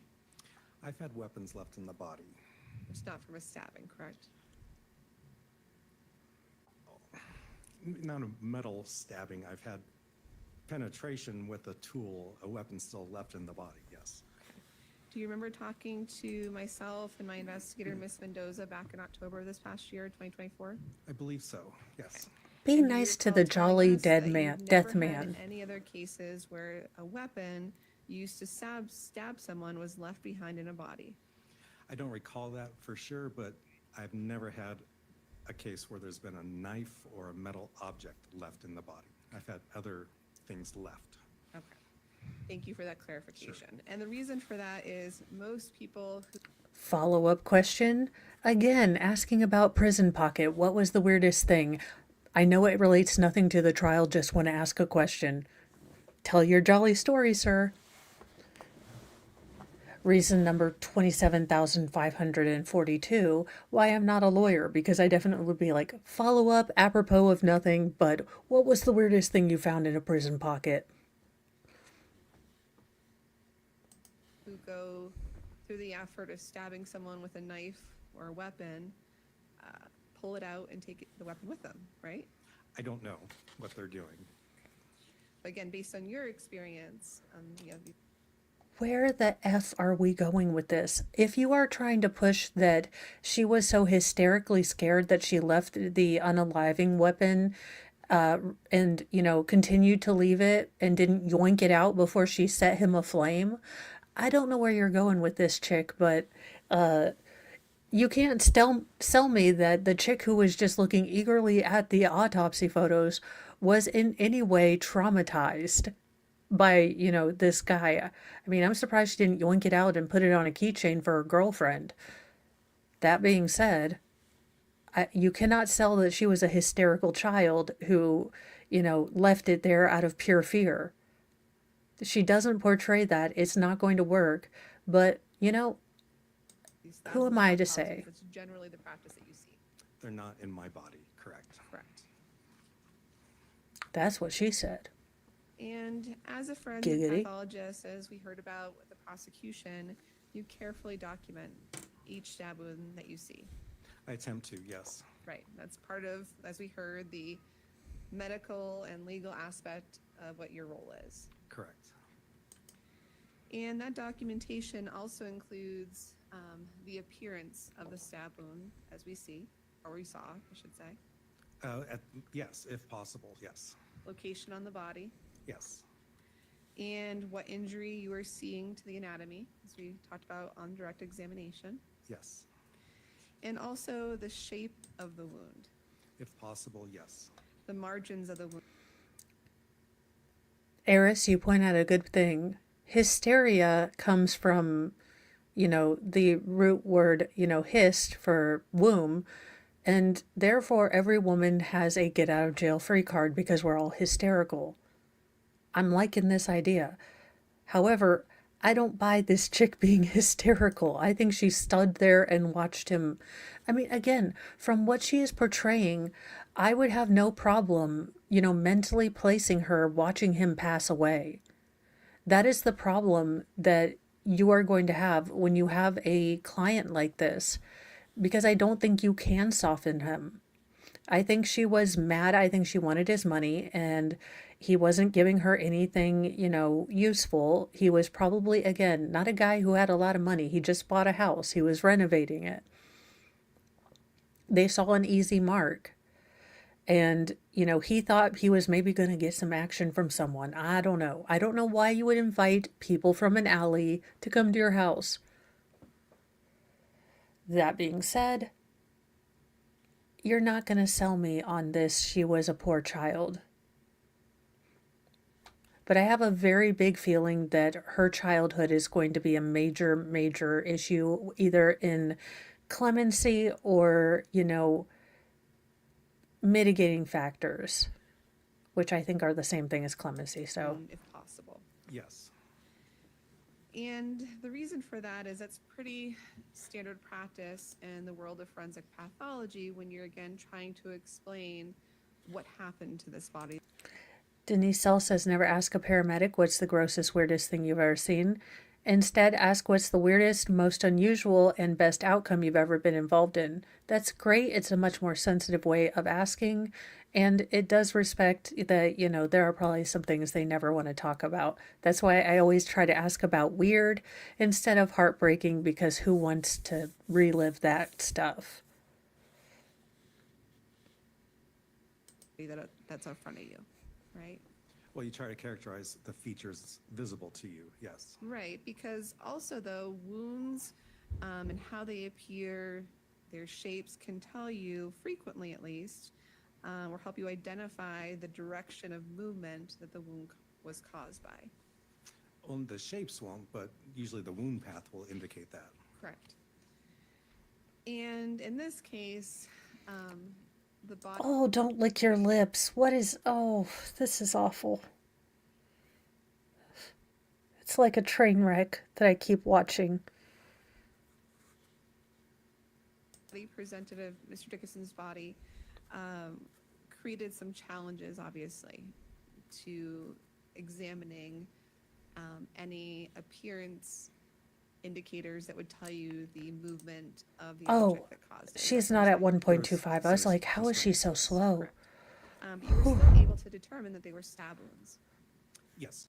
and not what's known as incised wounds. I couldn't see incised wounds, no. Correct. And incised is INCISED, correct? Yes. And an incised wound, for the jury's benefit, are more longer than directly punctured. It's Is that it's fair? a Is that it's rough a description? gash, not a Rough description. stab. So a classic example of a weapon that could cause such an incised wound would be a knife, right? Sharp edge of any sort, really. Right. So if I take a knife and I go like this to my hand, this would be the incised wound. Correct. And you did not note any such incised wounds on Mr. Dickerson. I did not.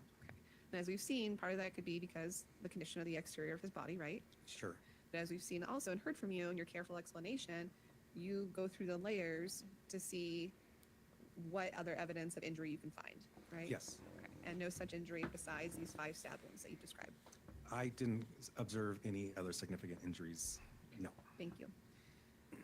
And I want to focus on what you've identified as stab wound number 1, which is the injury that has the metal object still in it. Yes. Okay.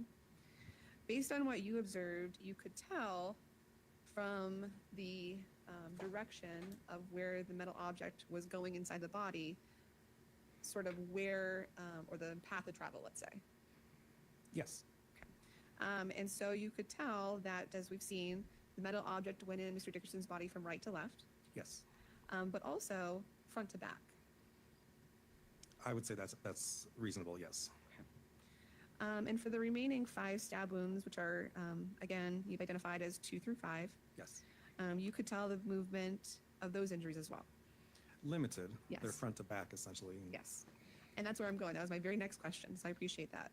And the point is, all 5 of these stab wounds were caused from the front of Mr. Dickerson, correct? Well, the ones in the larynx, I can only identify an anterior defect, so those were most likely front to back. Yes. And as you said earlier, the one that with the metal file stab wound 1 was also likely front to back, right? Well, we just described it being right to left. Right, but you also testified a moment ago that it was likely front to back. Right, that's one of the directions in a trajectory. We decided that was right to left and front to back. Thank you for that Yes. clarification. But my point is in terms of back versus front. You have a okay, point all 5 with of these this? stab wounds would likely have a point of injury from the front of Mr. Dickerson, correct? It's a tough question. There are injuries on the front of the neck specifically for 2 through 4. Correct. But she could have been behind him doing one of these things, correct? She doesn't have to be overhanding. She can be underhanding. She can be behind him. I don't think you can tell from the stab wounds exactly where they were or where it was. She's trying to sell self-defense. I don't think that the jury is going to buy this. Again, she is not a soft-looking woman. She looks incredibly tough and possibly dangerous. Let's be real. She is not doing herself any favors. 1 and 5 have a lateral aspect. Right. As we talked So about. to say discreetly they are solely front to back would be inaccurate. And I appreciate that. My point is nothing about these stab wounds indicate that they were caused to the back of his neck. I would say, I would agree, Okay, yes. thank you for that clarification. There's no indication that any of them were caused from this metal shank coming from the, or entering his body from the back. There's no injuries on that I saw on the back of his body. Thank you. And so the person inflicting these wounds would have to be pretty close to the front of Mr. Dickerson's face, fair to say? What is close? And we have a 7 or so inch thing left in the body. It's like it probably lost that part of its handle. So how long, what is close? They were, when the wounds were, I can't say that because there could be a reach around. So I can't say that.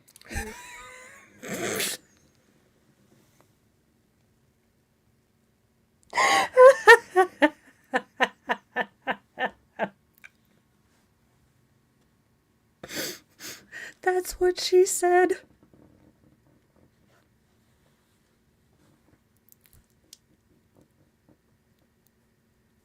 Did the happy coroner just said there could be a reach around? Look, you know what? Bucket list achieve. I'm done. This trial has officially been great. I need to mark this so I can I can make it a short, but that's it. I'm done. My work here is done. The universe is in chaos and the matrix is broken.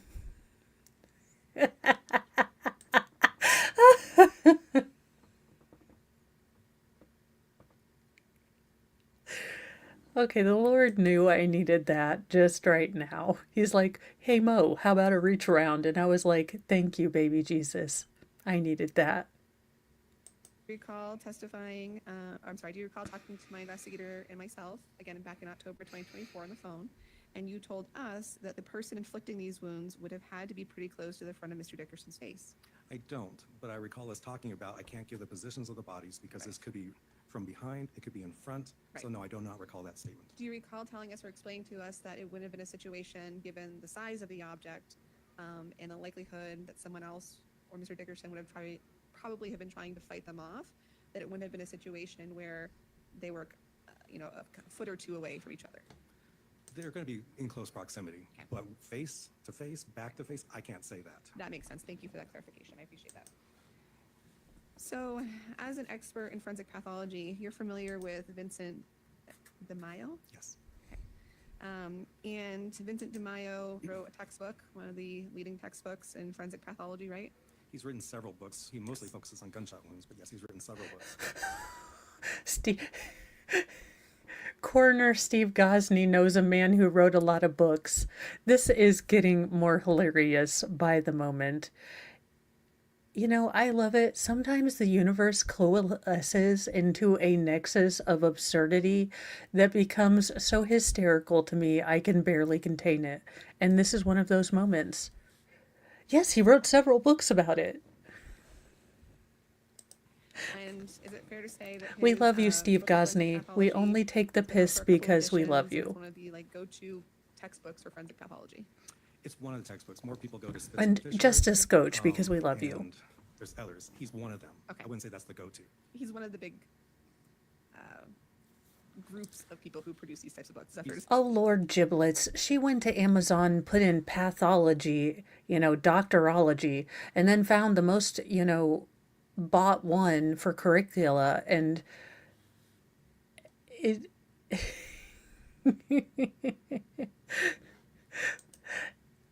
Jen, I am glad. This is kind of what my brain does all the time, so I'm glad that it doesn't weird people out.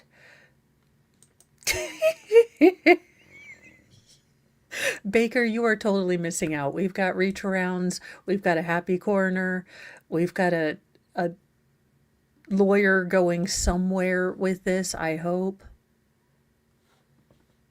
I read a book. He's been doing this for 15 freaking years. Happy as a clam, apparently. It's never a job if you love your work. And she's like, I read a book from Amazon. He's like, test me, heifer. So It was prolific. it's kind of like who you like better, Tom Brady or Peyton Manning, right? But the point is, you're familiar with his work, right? I am familiar with some of his work. Okay. And would you agree that most deaths due to stab wounds are homicides? No, Okay, why not? because I've had more suicidal sharp force injuries than homicidal. Okay, I appreciate that. Would you agree that often the stab wounds that are stab wound cases that are classified as homicides often present with multiple wounds, usually widely scattered all over the body? That can occur. I wouldn't say that's the majority. Okay. Would you agree that most fatal stab wounds are located in the chest, specifically, particularly the left chest? In my experience, I've had more in the back and to the head. Okay. So whatever DeMaio has says is one thing. What I've seen over almost 6,000. Again, why is she testing like Happy Dexter coroner? Okay, this man like just fingers arteries, like looks at voice boxes, giggles when he thinks about someone, passing away from breaking their necks. I mean, do not test, again, the happy coroner. Also, sir, I don't know if you're thinking about retiring, but I would watch the hell out of you on YouTube. I don't know, something about the juxtaposition of your happiness and the grisly stories you have. Look, I would be addicted. So I'm just saying, if you ever retire, you have a job in YouTube. Autopsies, a significant number of sharp force homicides is something other. Are you familiar that according to Mr. DeMaio, one explanation for most fatal stab wounds being located in the chest area, the left chest area specifically, is because if the intent is to kill someone, one would stab in the chest where the heart is known to be. It's a reasonable explanation. And similarly, if you're intending to kill someone, as you've seen, stabbing them in the back would probably be a good way of doing it, right? It works. It works. Likely also. Where are we going with this? Again, I get that she read a book and she probably thought he was one of the most learned people on there, and I applaud her for doing some research. But this is like a first-year criminology student asking, again, a man with multiple doctorates, apparently a degree in mammalian physiology, which I didn't even know was an option. You might could be fencing with a master and you might just want to admit defeat and surrender. You are not going to get this man to agree that this is a, defensive unaliving, because he can't tell you that. What he can tell you is where the wounds are. He can't tell you where the person was. He can make some educated guesses, but he is not a crime scene reconstructionist. Now, if you, the defense, have, gotten a crime scene reconstructionist, then you can ask them. But this is not the man just because you read a book. And if she says, but Mr. DeMaio says this,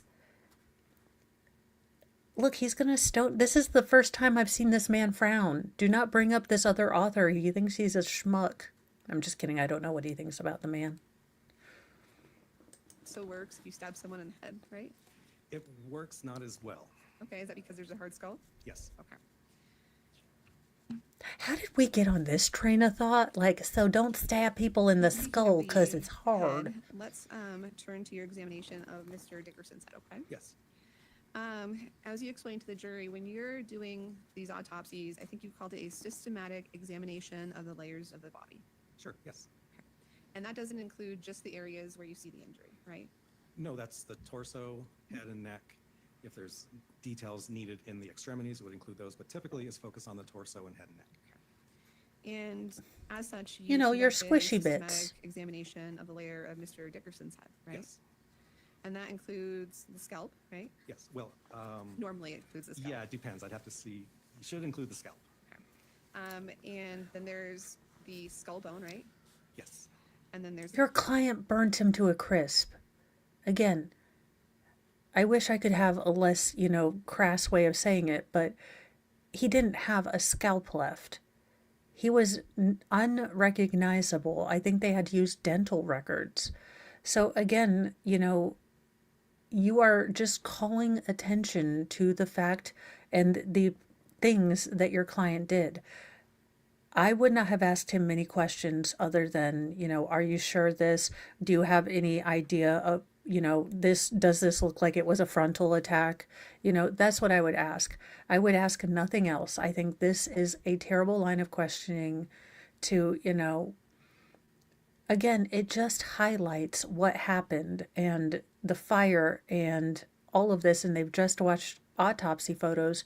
You are not going to get that image out of their head unless you are a very skilled lawyer and can ask really good questions. And it seems like you read a book. Which, again, I'm glad you did some research, but it should have been multivariant and not just the first thing that popped up on Amazon. the brain, And then there's the meninges. right? There's There's the brain. Yes. Yeah, there's layers. There's layers of the head, right? Yes. And you and I kind of paused because when we, just for the jury's benefit, the scalp is actually like more the skin area of the head, right? That you kind of see and can touch, right? Yes. And obviously with Mr. Dickerson, that was burnt off, right? It wasn't entirely burnt off, but it's burnt and contracted because I know there was some there because we had a little bit of hair still. But yeah, generally speaking, it wasn't available to examine. Right. In fact, like, oops, sorry, Cheryl. You could see some of his hair on the top of his head, right? I believe so. Yeah, it was still intact. It wasn't burnt off, right? I believe so, yes. And when you're doing this systematic examination of the layers of the head, you're looking for things, again, to explain why this person is ending up on your table, potentially, right? Yes. And you're documenting things incredibly carefully, right? Best of my ability, I try. I mean, this is what you do for a living, right? That's correct. Right. And I think you even described for the jury taking things under the microscope. Yes. And you're looking for in the head area for a host of different things, but one of which is lacerations, right? Well, that's really an accurate question or statement. I'm looking for abnormalities at each layer. A laceration would be a feature on the scalp. Right. It would be an abnormality that you would note, right? If it's present, yes. Correct. Another abnormality you would note is an abrasion, right? Yes. Another abnormality that Do not be a smugly Kahuntosaurus, a thunder cow, if you will, when again, you are fencing with an expert. This smug kind of self-righteous, well, that would be a defect now, wouldn't it? Is not going to go over well, at least with me. Look, I have already dealt with, Penny Problem Voice from the last trial, and I was not expecting to have to deal with it again. you would note would be a hematoma. Yes. Another abnormality that you would note would be a hemorrhage, as we've seen. Yes. Another abnormality that you would note would be a skull fracture. Yes. Another abnormality that you would note would be contusions of the scalp. Yeah. And all of these, If the scalp was nearly burned away and he only had a bruise because she didn't hit him that hard with the beer bottle, she only stunned him and then she immediately started stabbing him, there would not be enough time for that blood to start to collect to make a bruise. Now, if she hit him hard enough to leave a skull fracture, then that would be evident. But if she did beat him on the head with a bottle to stun him and then attacked him, I doubt that hematoma would bleed that much. Yes, I do.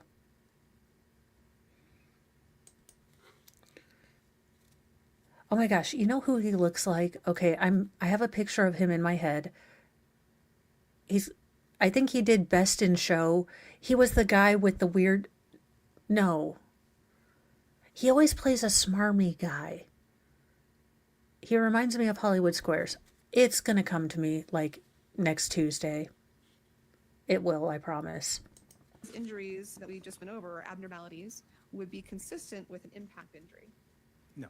No? They can be. They can be. Thank you for that clarification. And impact injuries are caused when a head is struck with. or Sweetheart, against you're an not going to object. get what you want.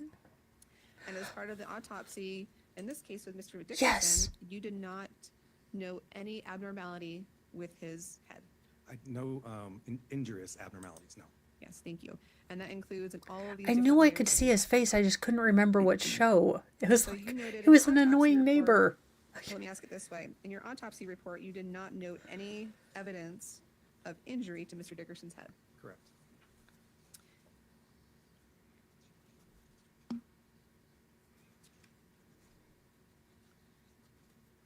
Now I want to turn to the carotid artery, okay? Sure. Injury there. In examining the injury to Mr. Dickerson's what I always neck, ask to again, as look you've for. heard, his carotid artery was injured, right? Yes. And this particular artery, carotid, provides the main blood supply to the head and neck region. Is that fair? That's fair. I appreciate that. Thus proving my point. If that was nicked and it bled out profusely, there would be no blood to collect as a bruise.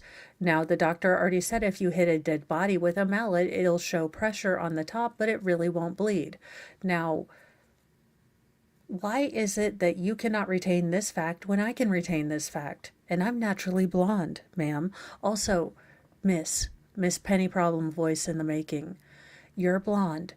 Now, you look like a spring. I would suggest colors. Do not wear beige. You are also a pale sister. I'm just saying, don't wear beige. You are blending into yourself. Again, law school, not med school, so thank you. And there was an injury, or the injury that we saw in the picture to Mr. Dickerson's carotid would have caused significant bleeding, right? Yes. And I think you ultimately, as we heard, concluded he had a massive bloodletting experience, right? The injuries observed could lead to a massive blood. No, please, let's continue. Massive bloodletting. Please, make my client look pitiful. So massive bloodletting, so deeply embedded into the spinal cord, you say. I've asked this once, I've asked this twice, I've asked this a couple times in trials, but where in the actual moldering flippin' flapjacks are we going with this? Are we going to Narnia? Did Mr. Tumnus come out of the dryer, he off the man, yoinked, then, frolicked back off to, Narnia? Where are we going? Why are you highlighting this gruesome bloodletting? Just go right. You're doing great.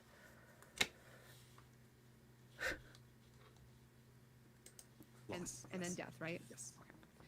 And with such an injury to the carotid, applying pressure, well, let me ask you this. Are you familiar on TV, movies, you see someone with a bleeding wound and you apply pressure and it's like a first aid remedy, right? Yes.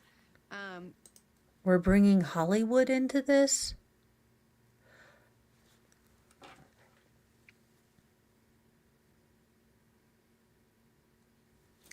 All right, so here's my problem with lawyers. Now, I want to explain how my brain works. Now, my brain works in a scattered nebula of thought. I make connections, and it's nebulas of thought. It's never a train of thought. But before I present these things to other people, I go through a process of taking all of these points and at least trying to make coherent sense out of them into a bullet point, because I understand that most people don't think in spaghetti. Now, I can generally understand what this lawyer is trying to do. What I'm not understanding is how she is so terrible at this. She is highlighting a gruesome, violent, and, repeated attack on this man.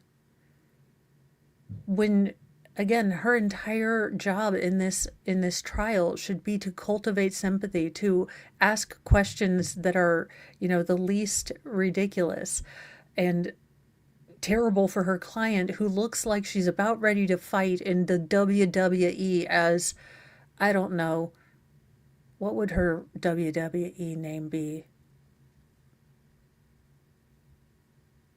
the spider.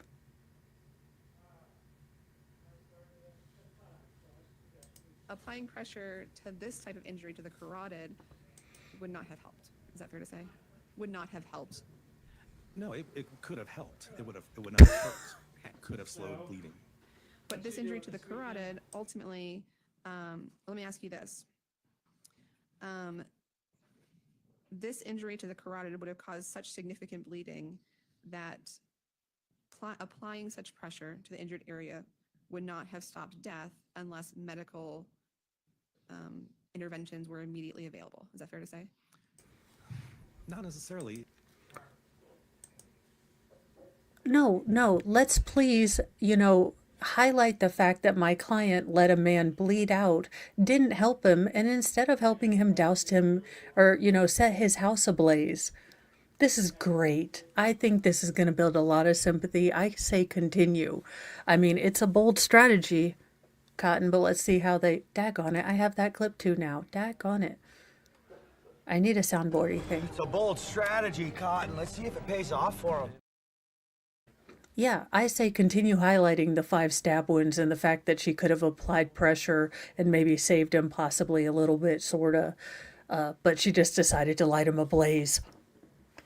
This is going well. I can't imagine she's not going to be found innocent.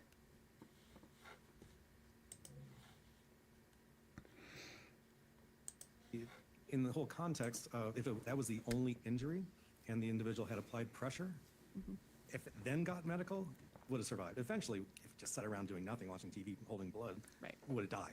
So I'm not sure what your question is. Let me clarify.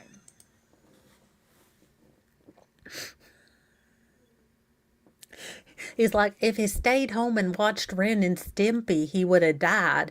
But, I mean, all she had to do was just pinch the artery, finger a carotid, if you will, and hold his hand until the medics came.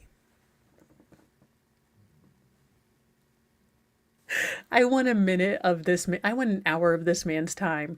The way he thinks is just GD amazing. She's oozing something. I think aggression would be it. Look, if I saw her down the aisle at Walmart, I'm not going down the same aisle, okay? And if she stops in the middle of the Walmart aisle to talk to her friend to be annoying and rude as heck, am I going to say nothing? Something? Absolutely the hell no, I am not. Now, will I say something on my channel later on about the, absolutely disrespectful cahoot that was in Walmart? Possibly, because I like to run my mouth on my channel.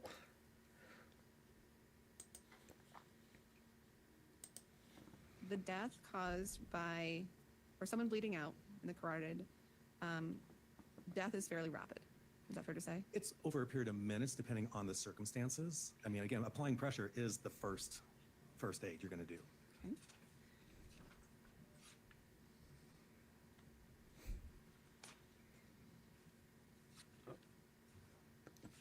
Judge.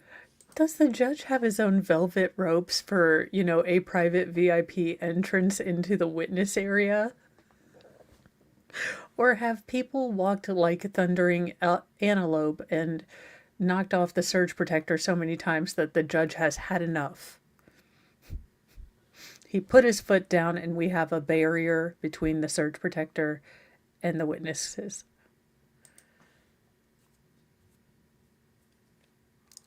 You didn't even give this man a real cup. He's got a Dixie cup. Now that's chintzy.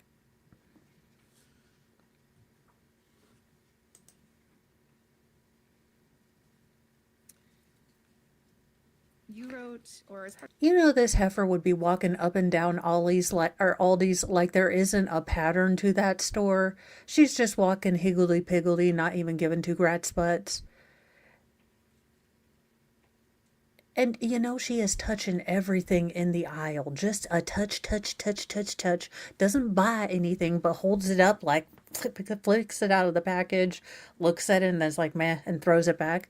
Not giving a rat's root, that employees have to deal with them opening packages and being buttholes.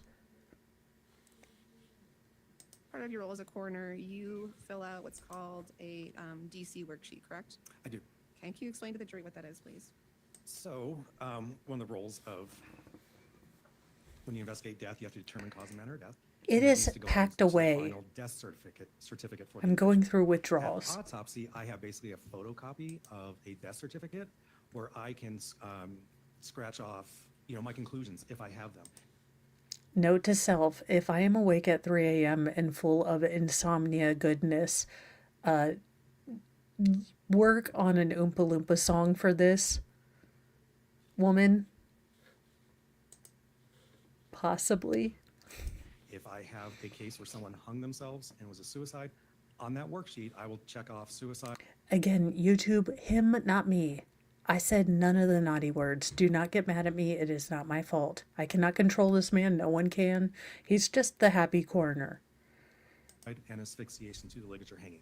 So then they can start working on filling out the death certificate for the state.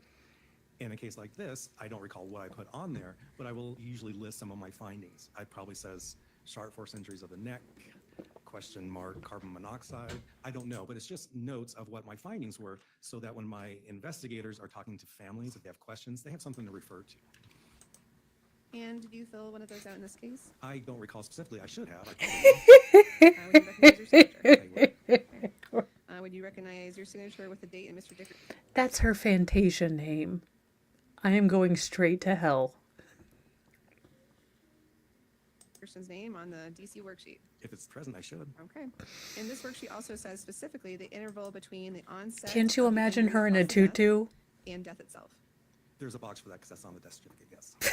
Refresh your memory to look at that worksheet in this Sure. case. You want me to approach? Sure. Do you have it marked, Ms. Deborah? It's on an exhibit. Okay. I'm just refreshing his recollection. No, that's fine. If you did, I wanted to make sure I got it.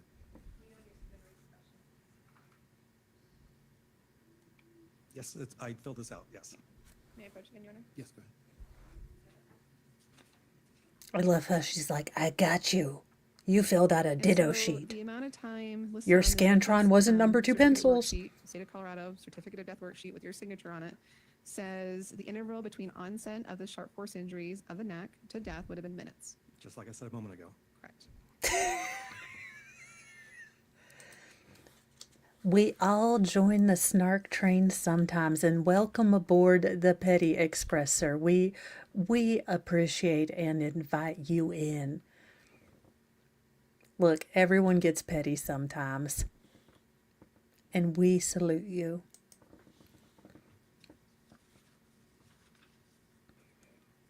I love intellectual, not even, very passionate Snark. Like, yeah, that's what I told you a couple minutes ago. And you testified a moment ago when I asked you about bleeding and this location of the carotid and whether or not pressure could have been applied. And you said that it could have been, and it would have helped stop the bleeding. Yes, I said Oh. it wouldn't. Now that I just did toot toot, sorry, you're coming to the part of the night where I start to lose my filter. But, oh my gosh, do I want to watch Major Payne. That movie should have won a flippin' Oscar. You know what? That's it. Real live American citizens, we're taking over the Oscars. You know what? We're voting for the movies we like. We're bringing back old movies. You know what? Major Payne deserved to win an award. So did, the Three Ninjas. And you know what? Even the Teenage Mutant Ninja Turtles. Maybe not two because it was infected by Vanilla Ice, who has never waxed a chump like a candle. I call facts not in evidence. But Major Payne is a national treasure, is the best movie ever. And when I did Toot Toot, I was like, oh crap, I'm gonna have to watch that movie. And then when he's sleeping with his eyes open, that's just creepy. I don't know anyone that does that, but that would creep me the F out. I am so glad Mr. Mo just, occasionally has sleep apnea. Because if he slept with his eyes open, I think that would have been a deal breaker. Like, I don't know. No, I'm sorry. Love conquers all except like eyeballs looking at me when you're not awake. Not hurt. It would help. I'm not asking if it would hurt. I'm saying would it have stopped the bleeding? It could slow the bleeding. It would not have stopped the bleeding. I can't say scientifically on this case, in the situation he was in, if he could have stopped it. Typically, it would require surgical intervention. Because when you talked to myself and my investigator, Ms. Mendoza, on the phone back in October 2024, you specifically said And I quote, "He got the carotid artery, so it has been bleeding pretty good. You cannot stop it from bleeding by applying pressure." End quote. Great, I do not recall that. I remember us talking while I was driving across town, but yes, you're going to put pressure on it to He's getting so ticked off. This is him ticked off. Wait till he gets miffed. We are going to see his spicy side. He's going to bring out the cinnamon. This man puts mayonnaise on everything. Ugh. Look, I don't get mayonnaise. It doesn't have a flavor. Why do you put it on stuff? I'm actually legitimately asking a question because it confuses me. But mayonnaise confuses me. I don't get it. I don't know what it adds. I get it in tuna salad and in things, but just by itself, what does it do? I don't get it. Enlighten me. Also, my UK people, and I don't get the beans in the bread. Y'all need to explain this to me. Was it like a depression thing? I have questions. slow the bleeding. Whether it stops, I can't say specifically. And despite the imminency of the death due to this injury in minutes, it is likely that during those few minutes, Mr. Dickerson would have still been moving. Is that correct? I don't know when it occurred in the event. Had he already sustained the wounds to the front of his neck and already has the implement on the right side of the neck? I don't know. If that was early on, yes, I would imagine he could still be moving. I don't know. Because there was no brain injury, right? I'm not sure how that would impact it. Do you recall? I don't know why I don't have a problem with sour cream, but I have a problem with mayonnaise. Again, as I have always said, a team of psychologists would have a field day with me. They would make 5 new DSMs. We'd be up to DSM 11. Well, when you spoke to Ms. Mendoza and I back in October 2024, Why said that are you Mr. putting Dickerson was mayonnaise still on likely to be Jell-O? moving since there was no brain injury, If that, I mean, that's an accurate statement. If that's the case, and that Mr. Dickerson would have still been conscious. Okay, but JKD Buck, doesn't the bread get all mushy and corroditated and gross? Like it would just get all mushy. Look, I'm a texture person and I just don't know that, look, mushy bread is just too far for me.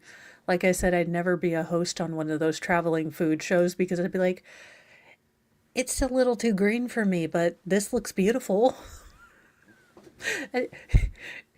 The normal things that I would get Twitter pated about eating, they'd be like, okay, no, all the food is touching. It's an English breakfast.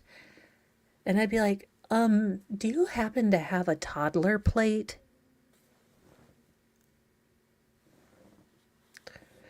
Again, why I am incredibly open about my picky eating and like all my food weirdness because I know it's not normal.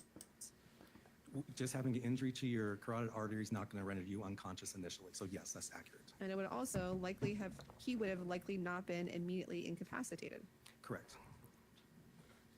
And so there would still have been a period of time where Mr. Dickerson could have been intentionally moving towards another person. During this whole event with all 5, yes, I would believe so, unless the 362 alcohol put him unconscious. Oh, Now to finish, that's a good point that he brought up that I hadn't even thought about. If he really had a 0.380, look, he was super drunk. Look, I'm not going to math it out. He was super drunk. So what if he was passed out? This is an element that I'm pretty sure that the defense didn't want put out there.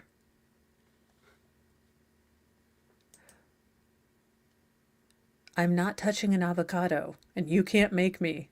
That is the one good thing about being an adult. I don't have to touch an avocado.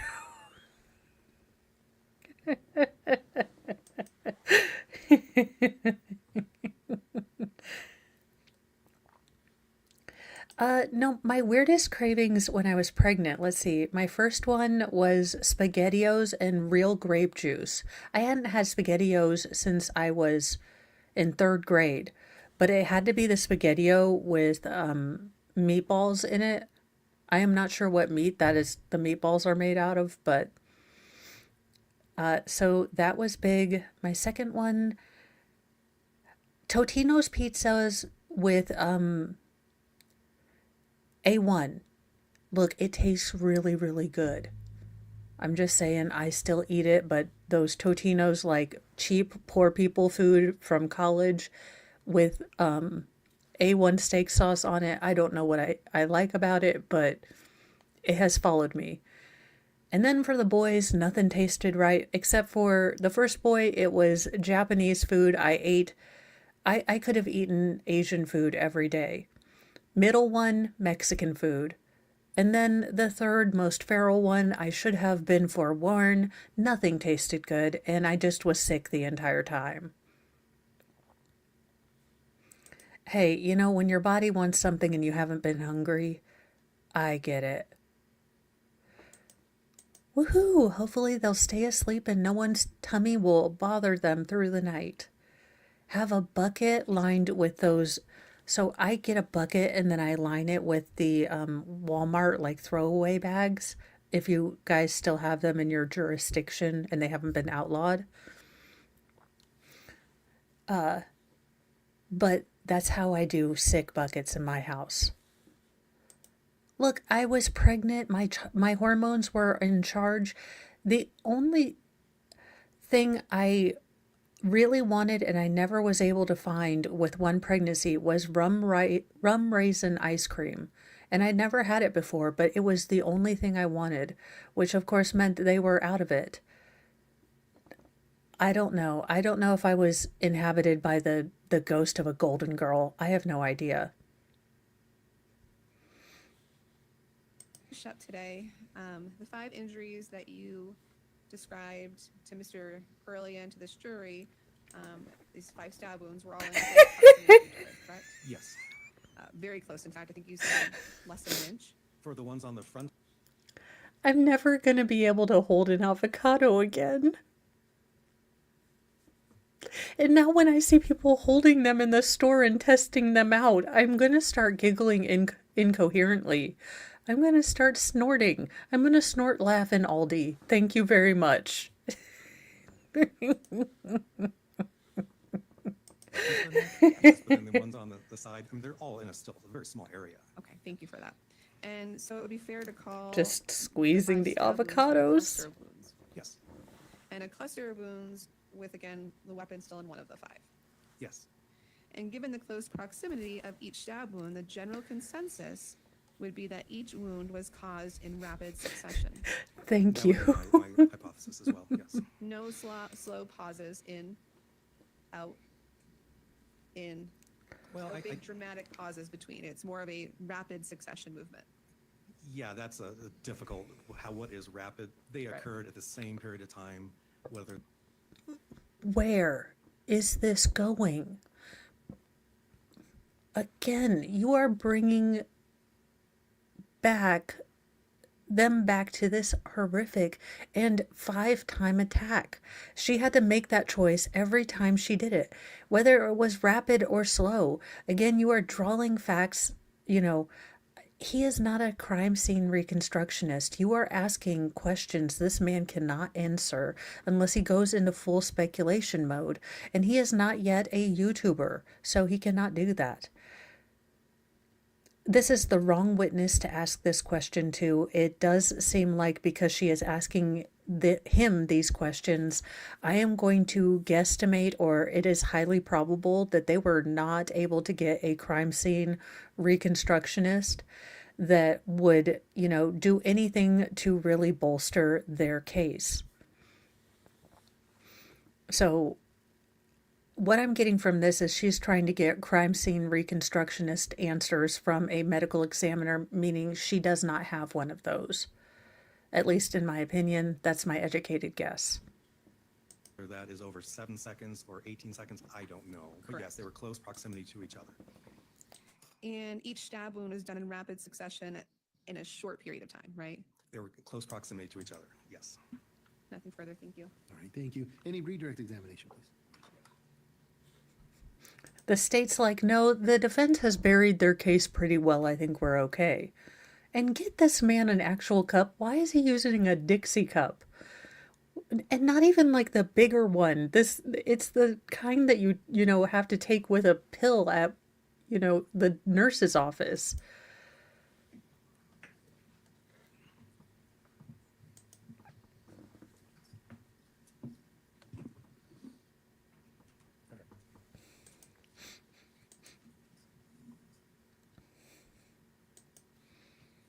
Sir, you were asked in terms of looking at the circumstance in totality of what difficulties were presented to you. It's fair to say that arson and the state of this body created a lot of constraints for you. Yes, fact. And as part of that, your typical autopsy process isn't necessarily able to be followed because all of this evidence or potential evidence has been destroyed. Is that fair? Correct. You can't document features that are not present for evaluation. So, for example, you were asked extensively about these abnormalities or injuries that could have occurred to the face, The head, yes. the head. And essentially, if a person was completely clean, let's just assume that there had been no fire, same places for the evidence of stab wounds in this case, would you have been able to do a much different autopsy? I would have more detail on the observations I had. Okay. And so these aspects of scratches or bruises or anything like that on the forehead, were you able to do that with Mr. Dickerson's body in this case? No. Okay. So you can't say one way or the other if. Objection, leading. I'll allow that question. So based on the condition of Mr. Dickerson's body as you did this autopsy, you're not able to go through that entire analysis from that book. Is that fair? That book or any of the many pathology textbooks, those are ideal textbook situations. I was at a very large disadvantage based on the way the body was handled over to me.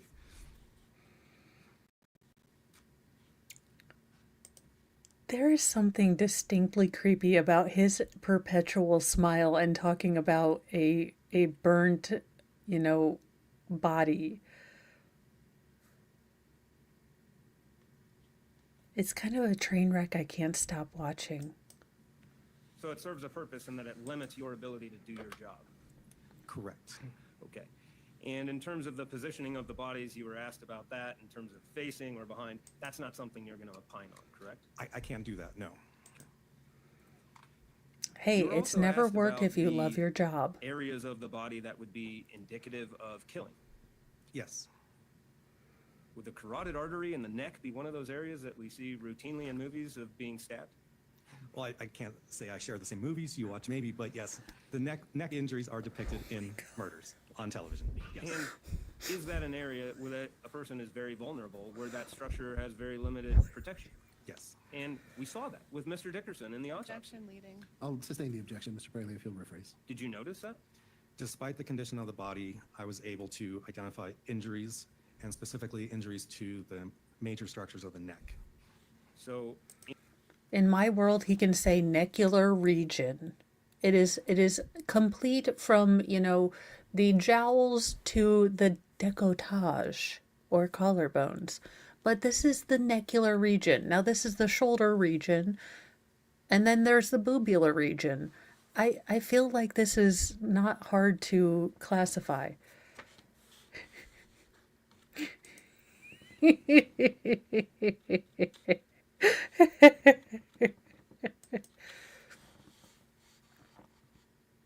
in going back, you were provided all these different areas from her Tom Brady book. Can we at least agree that the neck for you would be?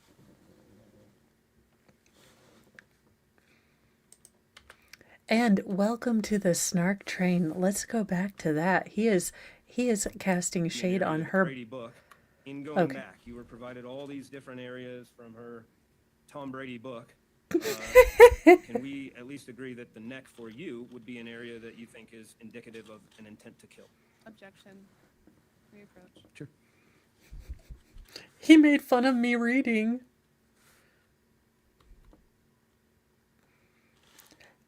We do, because I don't remember them, to be very honest with you. So you guys need to remind me. My brain is like a sieve.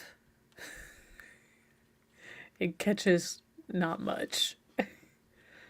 Yeah, no, look like an entire psycho killer while you're sitting there. That's not going to do anything for the jury. You may answer. I don't remember the question. That's fair. Do you mind reading it back? That would be awesome. Correct.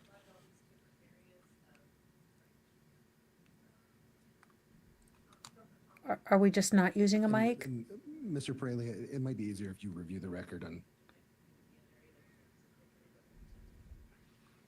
No, that's right. Yes.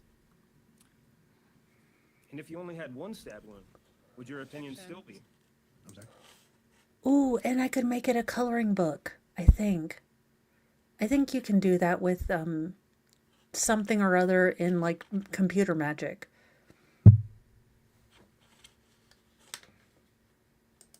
Objection, What's- objection. Same objection. All right, I'll overrule the objection. If you only had one stab wound to the neck, would you still feel that that was indicative of an intent to kill? A single stab wound to the neck, even in this case to the left side, yes, is a fatal injury. What about two?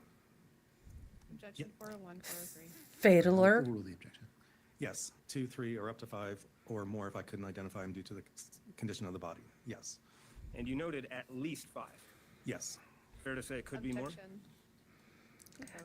I know cat lady glasses are coming back.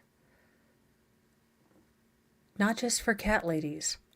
Also birth control glasses. They look like birth control glasses when I was, in basic training. I don't know. People have gone weird. They don't get glasses with rhinestones. I have no idea why not.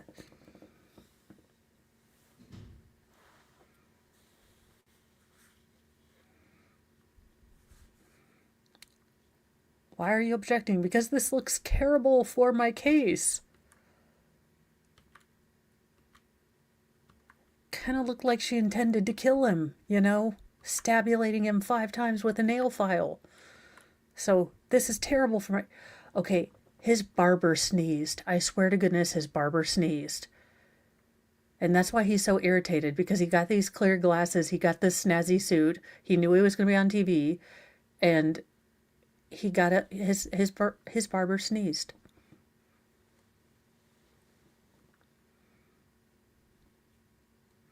And also, blondes do not wear beige. You blend in.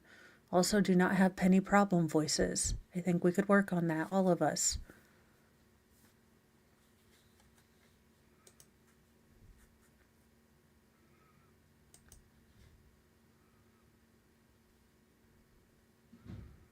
No, your eyebrows are the only feminine thing about you. Don't pluck them, damn it.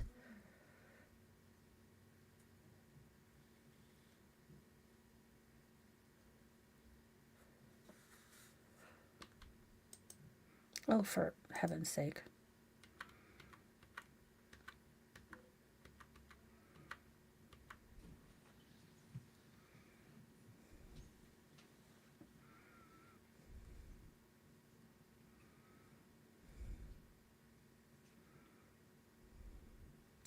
Oh, don't adjust your bra. Come on. Feminine ladylike.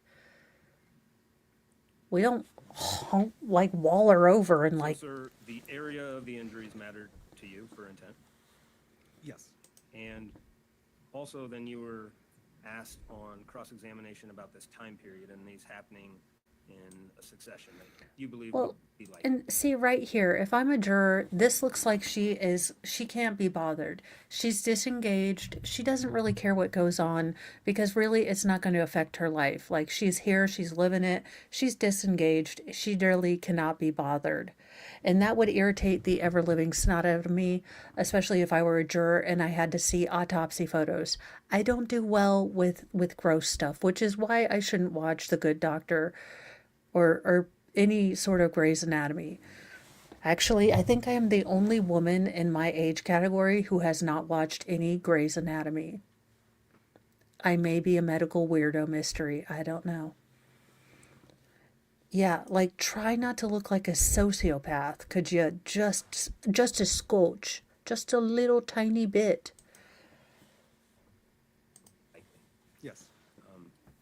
You had noted anywhere from 7 to 18 seconds was kind of the example you gave.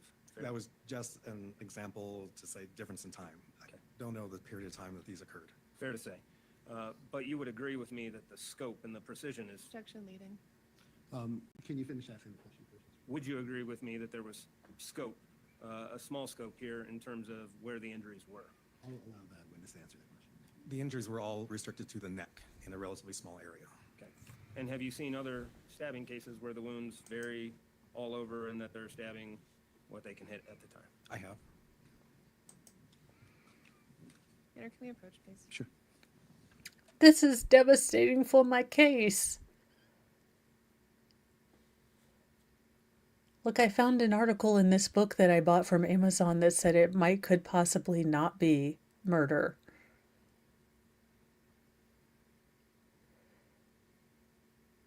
Stop licking your lips. Daggone.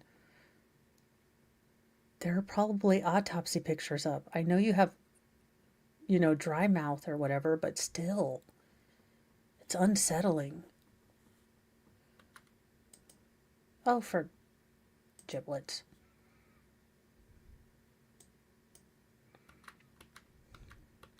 I will say this defense is being very zealous. I mean, they are arguing points. They're not doing it to the point where it's absolutely irritating my entire being.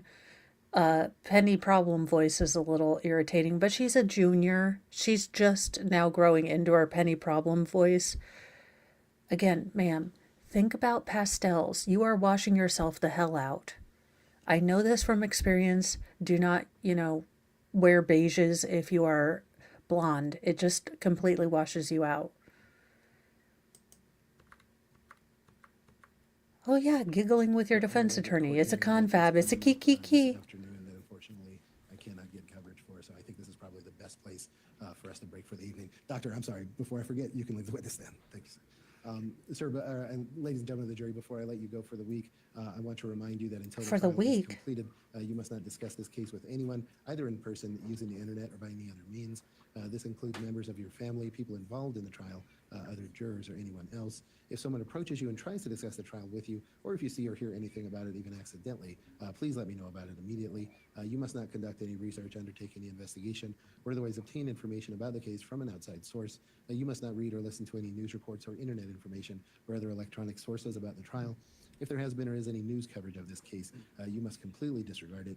Your verdict must be based solely on the evidence presented in the courtroom and the law as I instruct you. And finally, it is especially important that you not form or express any opinion on the case until your deliberations at the end of trial. With that, I will release you for the evening. We will reconvene on Monday morning at 8:30. And again, if you'll report upstairs to the Oh, jury room. this was Friday. Please rise Never for the jury. mind.